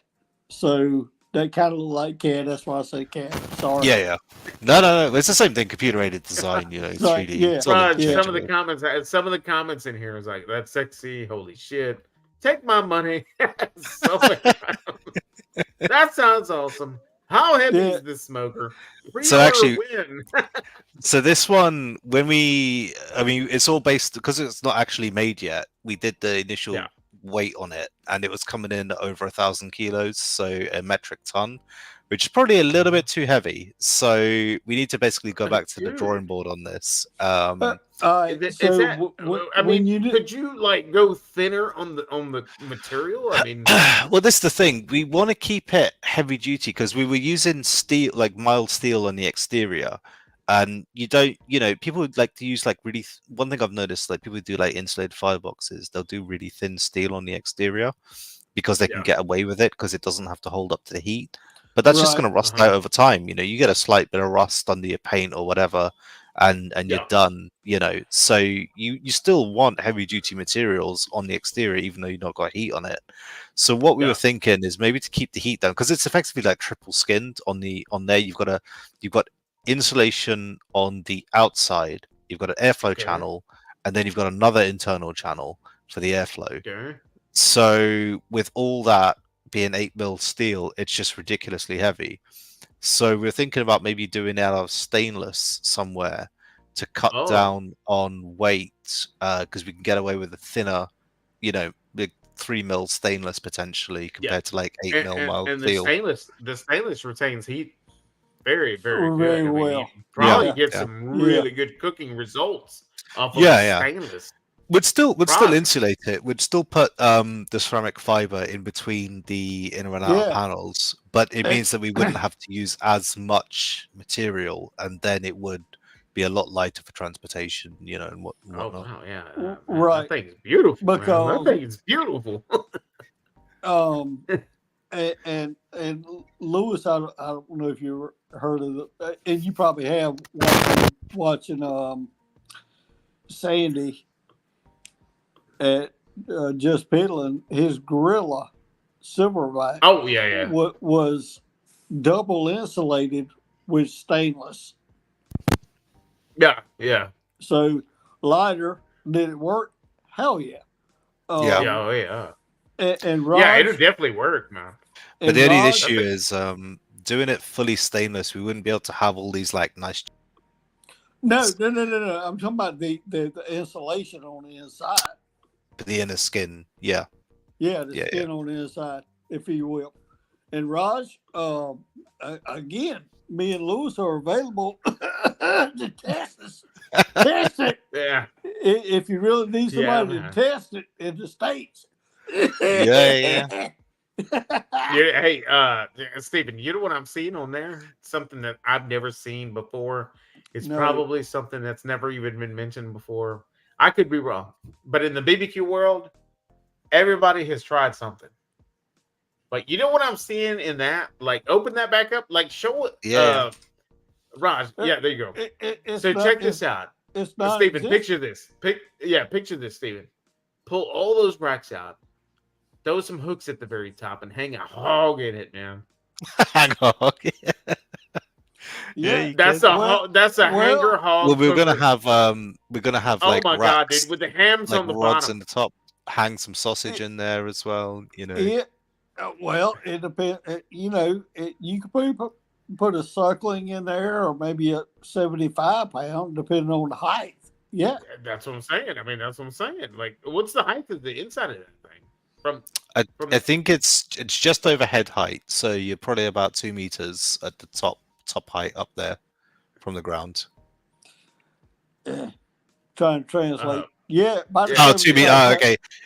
Times by. That's like Oh, Christ. 5'10", right? That's like 5'10". Just over 6 foot. 5'10" Like 6'2", Yeah. maybe 6'3", somewhere around there. Oh my Yes. goodness, dude! That's So that's it, dude. 75 That thing's pounds. massive. Yeah. 75 pound hog. Yeah. Yeah, dude. That thing. Hang Dude, that's a 6 foot. That's a 6 foot tall cooker right there, dude. That thing's Yeah. taller than me. Yeah. You know. Hang But it. But that's the thing is, we That's want to get insane. you get the capacity of, let's say, a 250 potential. We have to really work it out, but we're thinking 250 to 500 gallon capacity, but with something that's like, 4 foot wide, which is crazy, and it would cook like an offset. That's the idea, is that you don't have to compromise. And this is the thing with the dude, I love the idea of the heat channels being on the walls, like on the On the sides. wall. That's crazy. That's amazing. Yeah, And that we've is got insane. BBQ Bourbon and Blue saying that this would be awesome for his competitions, especially the cold ones. He says. yeah. Well, Yeah. the thing is, reverse flow verticals have been done before, right? It's kind of like they're niche, like you don't see them a lot. But what happens is people, like, they choke them down loads, Yeah. right? So you get like almost no airflow through them because they're so efficient. And then they kind of cook like Kamados, I was talking about earlier, where you don't get much flavor off of it, and you got to put like wood chunks in there, and then it sort of smolders, and you kind of like fighting it. Whereas the idea with this is we want like a high airflow reverse flow offset, but still insulated. So you burn your fire like you would an offset. You don't like. You can fill it and use it like one of the like standard cabinet smokers, but what we want to do is have people cooking on this like an offset, where you throw splits on every hour or so. Full splits. And I see that. But now that you mentioned like throwing a split on every hour or every half hour or whatever, does that mean that the doors are 2 doors? Because the 2 doors. Door opens? Yeah. So this door will stay closed here, there it is. and then this is your firebox door. Yeah. So this can just stay closed all the time. Exactly. Yeah. I love it, man. I think that's genius, man. Yeah. I think that's great, man. I really That do. is freaking awesome. Yeah. It is. That thing's amazing, man. Awesome. I like the fact that you have your temperature gauges in the cooking chamber only. It would be. I would be very, very interested to know what the temperatures were from the sides compared to the actual cooking chamber. You know what I mean? Like I would be very interested to know those temperatures. Yeah, since the heat's coming up from the sides. Just from the sides. Yeah. I don't know if I've got again, you've got the smokestack that comes out of the very bottom of the cooking chamber. Yeah, exactly. So effectively, that thing is going to be cooking the crap out of some pork butts, man. I don't know if you can see it. Very nice thing. Basically, the opening to the chimney. Can you see it there? If I zoom in, like it's literally it runs almost the full length of the cooking chamber. So it's a gigantic exit for the. I do see that. Yeah. So it's kind of like it's like collectors on offsets, right? Yeah. So imagine a collector, but internal, and it runs the width of the pit. It's the width and then what happens is it actually goes up inside in another panel, and then goes into almost like a triangle at the top. So it forms a Venturi triangle, which helps also suction out all the hot air and gases through acceleration. So you've got an easy way for the air to get out all the hot gases, and then through the Venturi effect, you're also getting more suction through the top. So it's like a high flow, heavily insulated, vertical offset. Think of it that way. Man, I'll tell you something though, Raj. I would be 100% on board. I'm saying that, hey, dude, look, Yeah, build me a 4 me foot tall too. one. Build me a, cut a couple of feet off of it. Build me a 4 foot tall one, man. Right. Let's do it. Let's get it done. Yeah, right now. Send it to me Dude, right now. that thing is That dope, is man. That awesome. thing is freaking dope. Well, the thing is, I but- don't know how well it would work in a smaller configuration, because you see, the thing is, the chimney is effectively like embedded in from the bottom up. So if I go to, so you see like this top of the chimney here, right? So if you go, it basically runs the full length. The chimney is this high, effectively. Okay. Okay. So if you chopped it in half, you'd have to then have the chimney sticking up over the top of the I pit got you. Yeah, to shoot to up higher. get more draw. Yeah. Yeah, so it look a bit. It might look a little bit goofy, you know, doing it that way. And then you've got the chimney sticking up, so you kind of, you know, you still got the height of the pit, but now you haven't No, got I the get cooking it. I get it. capacity. You want to keep the height. You Yeah. want to keep the actual smokestack the same height as the cooking chamber. Exactly. Exactly. Yeah, dude. Yeah, and I Raj, think it's genius, man. I think it's awesome. yeah, it is awesome. Raj, the only thing I would change is the wheels. Oh yeah, this is the thing, because we 100%. Like, the thing is, with it being so heavy in its current form, this would just not work. It would. You're gonna have a real would. hard time moving this about. So we're trying to think of ways that we can get like some off-road wheels in here somewhere, but I don't know. Like anything we've tried just looks really goofy. So this is why it's still a concept product, because we're not sure how we're going to solve that issue. What if you put like the same kind of like wheels that you have on the 200, but flip it to where the wheels are actually up higher than the actual like frame? You know what I mean? Yeah, so like sort of up here somewhere. Yeah. Like the wheels are up higher. We see the issue is because then you've got to think about steering, right? So if you need to steer let's say the front wheels or the back wheels, or you know, side to side, it's like how is that getting integrated into it where it's not colliding with anything? I'll tell you the truth though, there, Raj. Like, this is a cooker that you would roll into one spot and just leave it there.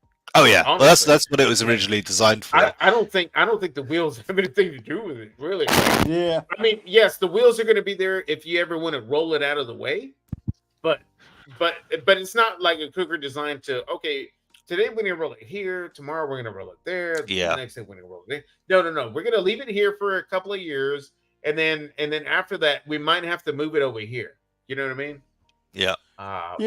That's the way I see it. But Lewis, with those, I don't know if those are 8 or 10s, but yeah, if I wanted to move it around on my deck, you know, and just push it out of the way and pull up to 1250, just using this for an example, you know. Yeah. Oh, I mean, I don't think it'd be doable on a deck in its current form. I mean, it weighs probably 2,500 pounds in its current configuration. That thing will crush through it. Yeah. Oh yeah, 100%. Yeah, I mean, 2,500 pounds. There's that's no way. Yeah, that's a concrete slab right there. Yeah. I mean, would I move my loaded Wichita on the deck? No, hell no. It's no. Now I had a Yoder 640 that I thought about putting on the deck. No, I mean, that, you know, that 480 pounds versus 680 pounds. I'm not going to do it. Not going to do it. Yeah, that's the thing. It's always that trade-off between weight, heat retention, longevity, cost. It's a tricky one, man. You know, find that balance. Yeah, it is. It truly is. I'm picturing my place, and I've got the perfect spot for that right now. Well, Lewis, I do too. You know, and you got the perfect spot for the the offset. You got a perfect spot for everything. Yeah. Yeah, oh yeah. Man, this thing's awesome, dude. And what I love about this thing is is the heat channels are on the sides, man. It's That's not. freaking awesome. It is not at the bottom. It's not coming And, up from the bottom up. and it You know, changes everything about a cabinet it does. smoker. It does. It really does. And that's and again, it's like you got to know your cooker. It would Yeah. take several different cooks to get to know this thing. Well, that's But the thing, it's because okay. But it's yeah, okay because I could do 6 different cooks one time and I will get to know it after that. You know what I Oh, mean? really well. I'll throw some ribs in it. I'll throw a brisket in it. I'll throw a pork butt in it. I'll throw it all in it. And well, that's the and thing then we I'll don't get to know know it now all at one is time. what's it doing at the top compared to the bottom. Because all that heat's Yeah, going to come yeah. in mostly That at the thing's top here. amazing, man. So how's it going to react when the heat gets to there, or if it's loaded up? Is the heat going to travel through? It's there's a lot of variables that we haven't accounted for yet. So that's why it's like super concept this time. Oh, yeah. We've got Mr. Las Vegas in the house right now. Mr. The Sunday Dinner Chef in the house. Welcome, Mr. Tom. Thank you for being here tonight, buddy. All right, Lewis, I'm gonna have to cut the cam and mic off real quick. All right, man. You gotta take a break. Yeah, do what you got to do. Yeah, man. That thing's amazing, man. It really is. I love it, man. I love the idea behind it. I think it's genius, man. I especially enjoy like the way the heat comes up on the sides, man. That's a game changer right there. That Well, really is. I mean, I don't want to take too much credit, because the idea has been done before, like the side channel thing. Like, people have done that, but the way they've done it is too efficient in a sense. It doesn't cook like an offset. It still cooks like a closed down, cabinet smoker. Whereas what we're trying to do with this is make it cook like an offset, but vertical. So that's the end result that we're trying to achieve. I would love to get to hear the opinion of any upright cooker out there, their thoughts on something like this. I mean, this is something that they probably because they have cooked on uprights for so long, they would immediately have their opinions on something like this. Like, oh, that's the ticket. Like, that's what I need, or you know what I mean? Like, I'm not familiar with the cabinet cooker, so I know Yessigan's in here. If Yessigan, are you still in here? What would you think about something like this, man? I would like to know, like, yeah, man, he cooks on an upright cabinet smoker. I mean, that would be interesting to hear his thoughts. Well, that's the thing. We've spoken to a lot like of caterers who cook with like bottom up ones, and there are a few. There's one company that is doing sort of the side channel style cookers, but they're small and they're really thin. They're not, and then you got to like really choke that thing down, and and effectively it's just like a large charcoal oven at that point. Whereas the difference is, how do we get an offset but vertical, and a good offset, not a bad bottom up offset. We're trying to get a top down. So it's a tricky one. I think we're getting there, but this is a passion project. I don't know like when we're going to release this or how we're going to release it, because it's like this is going to take a lot of testing, because we're kind of doing things that aren't meant to be done with fire and heat. We're manipulating it in a strange way. Hey, man, I would say just keep doing what you're doing, man. I mean, yeah, absolutely. You're changing the game, dude. You're changing the game. Big time changing the game. There's a lot of pellet cabinet smokers on the market these days, and it's straight heat, smoke, fire, straight up through the chamber. There's a lot of offset cabinet smokers that are basic heat, smoke straight through the chamber. You're changing the game, bro. Man, keep doing what you're doing. Keep thinking outside the box, man.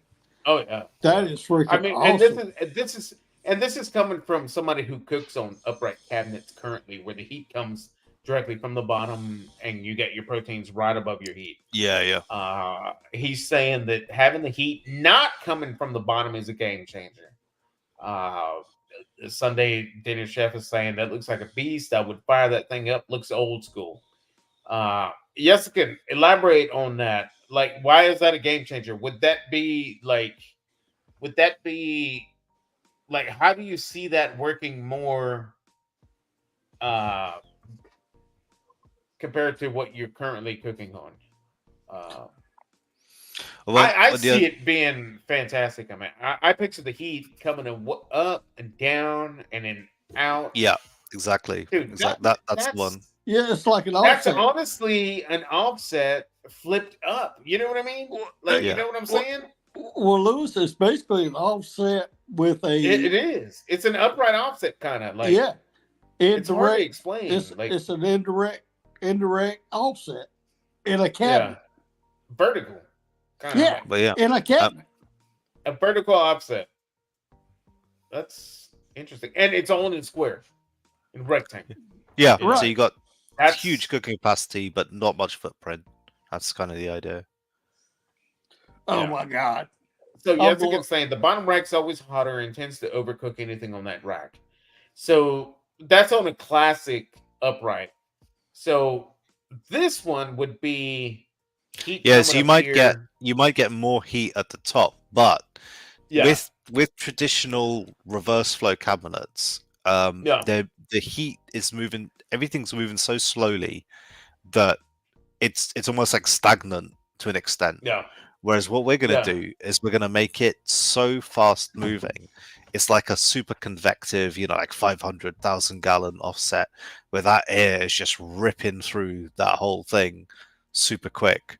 So that it will even out all those temperatures from top to bottom because it's just moving so quickly. It doesn't have time to have a temperature gradient from top to bottom. So you'll get very, very even temps as a result. Yeah. But you don't want to move the smoke so fast it's not penetrating the meat. That's not. Well, I say relatively. I'm saying like relatively compared to how most insulated cabinets work, where they're just almost stagnant. And that's what I was about to ask you. So where the firebox is down at the bottom to where the cooking chamber is it insulated between the firebox and the cooking chamber? Or is there going to be radiant heat coming from that? No. So that section in the middle it will have 50 millimeters thick of ceramic fiber in between that section. So in a lot of bottom up cabinets, what they do is they'll put like a water pan there and they'll use the water as their insulation almost, so that the heat transferring through will never go above 210 degrees. Whereas if we're going to sandwich a whole stack of ceramic fiber in there, so no heat at all transfers through that plate. So it's all coming from top down, exactly like an offset. Yeah. So the way I was picturing it was putting it on the bottom two racks, putting it down fat side down, and then above that putting them all fat side up. So I would just put all of them fat side up. All of them fat side up. Yeah. So because all of that heat's going to come down onto the fat cap. You see. Now that we're talking about fat, where is all the grease going? So what we've done is in that section that I showed, like that middle section that divides the firebox from the main chamber, it's slightly angled, so it's angled in two directions, and then it goes into a grease drain at the back, and there's a ball valve embedded in the back that you can't see in the renders, but what will happen is it's like a sort of downward channel into the grease drain valve that goes through the smoker out the back, so you can just crack it open, stick a bucket on there, and all your grease will just flow straight out the back. Oh, man. Yeah, okay. You got it covered, man. Yeah, you got that covered. Yeah. Anything Yeah. But else you gotta we think, you gotta think was- practically. You know, people are gonna use this stuff day to day, cooking a Yeah. crap ton of meat. You're gonna get a lot of grease off that. You know, if you load that up. So you gotta have a way to filter it. You know. Lewis, I believe Yeah. he's got everything covered. Is there anything else we Yeah. can ask? No, Nah, yeah, not no, really. that's one thing. Like I was like, hey, what about the grease? Where's that going? You know? Right, But he's got it, man. He's got it plumbed Hey. out to the sides, to the back, and right. dude, that thing is legit, man. Wow. Cheers. I'm happy to see a spoiler on this thing. Yeah. No, I haven't put that on socials yet. So you guys are the first to see that. Oh yeah, that thing's awesome. Yeah. Hey, Raj, I did get your Very good work, man. Very good Facebook. work. I did get your message. By Oh, the way. good. Yeah, I got it. So as soon as Lewis and I work this out, we'll send it on over to the UK, man. Yeah. Pop, we'll like I said, we'll pop, get it done. pop me over your you guys' addresses, and I'll send you out some burger presses. Have you? Well, you guys have got pits as well, right? Oh, Like yeah. big offset Yeah. pits, right? Do you want to? It might I- be good to test out the fire baskets that we're doing as well. We might be able to get some over to you. Yeah, man, we can test them out. The fireboxes look legit, man. They look pretty heavy. Yeah, they're serious, man. Yeah, they're pretty cool. Yeah. You get some great product coming out of there. But yeah, man, let's get it done, man. Guys, I meant to just stay on here for an hour, but guys, we're on hour number 3. Yeah, I should probably turn in soon. It's like 3 a.m. Yeah, It's half probably 3. like 4. Jesus. Good morning to Raj over at Leviathan Pits. Yeah, Raj. Good morning. Good Yeah. Sunday morning to you, bro. Gonna have the sun coming up soon here. I know, right? Yeah, sounds like it. Yeah. But man, I appreciate you jumping on tonight, Leviathan, man. Raj Yeah. and Steven, man. Thank you for coming on and giving us some insight on the product that you offer. And man, hopefully one day it'll be right here in my backyard one day, man. We will stay connected and we will see what is coming up in the 100%. future. Definitely. Man. Well, just give you got my Raj, contact now. anything else you Keep want in to touch. close out the show with tonight, bud? You want to tell anybody, the viewers, anything?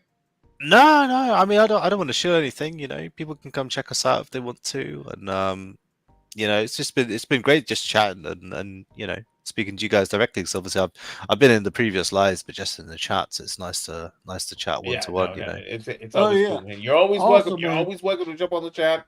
I plan on going live next Saturday as well. And just come hang out with us, man. We don't do much. We talk all things BBQ and things. Excellent. We have a big old brisket cook next Saturday, so that'll be interesting. Awesome. Awesome. That'd be awesome. Yeah. Awesome, yeah. Cool. Well, yeah, nice one, guys. Thanks for having me on, and have a great rest of the chat. All right, man. I appreciate you jumping on tonight, Raj, man. Thank you, Hey, my friend. good talking to you, Raj. Five All right. Pits in the house, guys. Take care, guys. Have a good one, yeah. All right. Bye. Peace out. Take care. Well, Stephen, what do you think about that, man? Leviathan Pitts in the house, man. He's coming up strong. He's coming up with products that cannot be competed with, man. I don't know. Oh yeah, I don't care who you are out there in the BBQ building world. You just cannot compete with Leviathan. Leviathan, have you seen the heavy product that he puts? I mean, the steel is like that thick. You know what I mean? It's just like, wow, dude, it's just ridiculous. Yeah, Lewis. The That product, the content that he's coming out with. That Yeah. upright smoker, I mean, that thing's amazing, man. that's what I was gonna say. That cabinet, ridiculous. I mean, who would have thought to put the The channels on the side. channels on the side? Yeah, that's wild. That It's is amazing, man. It absolutely really is. wild. Yeah. And brother, you got my address, right? Yes, I do. I do have your shipping address. Let me right. get you some good stuff. Let me get you some Architect stuff that we're gonna send over there to the UK. All right. I want to send you some wow, some brisket rub, and some OG. Actually, salt pepper garlic's OG is really all it is. I would like to send some wow and some brisket rub. You know what I mean? Yeah. Well, and whatever you want to do, just ship it to me. Let's do that. Let's do that. And I need your address too because I got a little something coming Yeah, back yeah. your way too. Yeah, I'll send it. I'll send it to you, man. I'll send it to you. We're connected through Instagram, so we'll get that done. Oh, yeah, BBQ Bourbon yeah. and Blues, man. Appreciate you for being here tonight, my friend. NBL, take care. Demoose, as always, nothing but love. Always showing Yeah. love. Not my love. Peace out. Tom over at the Sunday dinner chef. Yeah, Was here sunflowers. tonight, man. We had a lot of good people Sunflowers. here tonight. We had Simon from Yessican here tonight. We had a good time. JD's Yeah, BBQ and Jessica. Bourbon. Rusty Lamb from New York. Demoose from New York. I mean, we had a really good time tonight, man. I'm happy I went live tonight. I didn't think I was because again, I had to fix my fence. Dude, I was so busy today, man. It was crazy, but man, I'm so happy that I went live tonight, man. I had Leviathan Pitts on the line tonight for you, and you, and you, and you. Hey, Louis, if you know, grab a few beers, go to the neighbor's house, talk to them about the fence. Yeah, Fall over in your yard. Like I said, like I said in the beginning of the chat. I don't know if you were here in the beginning of the chat, but they work overnight. Like he rebuilds these crazy chandeliers for these high class clients, right? Chandeliers, like he does like LED lighting. He converts them completely into like LED, tiny little crazy like LED. It's crazy what he does, man. What he does, but they sleep all day and they wake up like right about now. So if I were to get his permission to go into his backyard to fix that one up right, I need to do that tonight. I can't do that tomorrow because he'll be asleep tomorrow. And I don't want to do that like while he's sleeping during the day because he's gonna wake up to some hammering and he's like, "What's going on, back there?" And I'm not trying to be a victim. Hold up! I don't want to get shot. I don't want to get shot, man. Yeah. I spent 6 years of my life in Texas. I'm telling you, man, dangerous, man. Folk out there don't play when you come on their property. Yeah, not over here, man. Exactly. So, nowhere in Texas. Not over here. Nowhere in Texas. Yeah. So anyway, man, I'm gonna go ahead and cut this one. All right, bro. Appreciate everybody for being here tonight, man. Thank you all for being here tonight. Steven, anything you want to say to anybody? Hey, man, listen. Love one another. Be good to everybody. Peace out. Couldn't say it better myself, man. I appreciate you for being here tonight, buddy.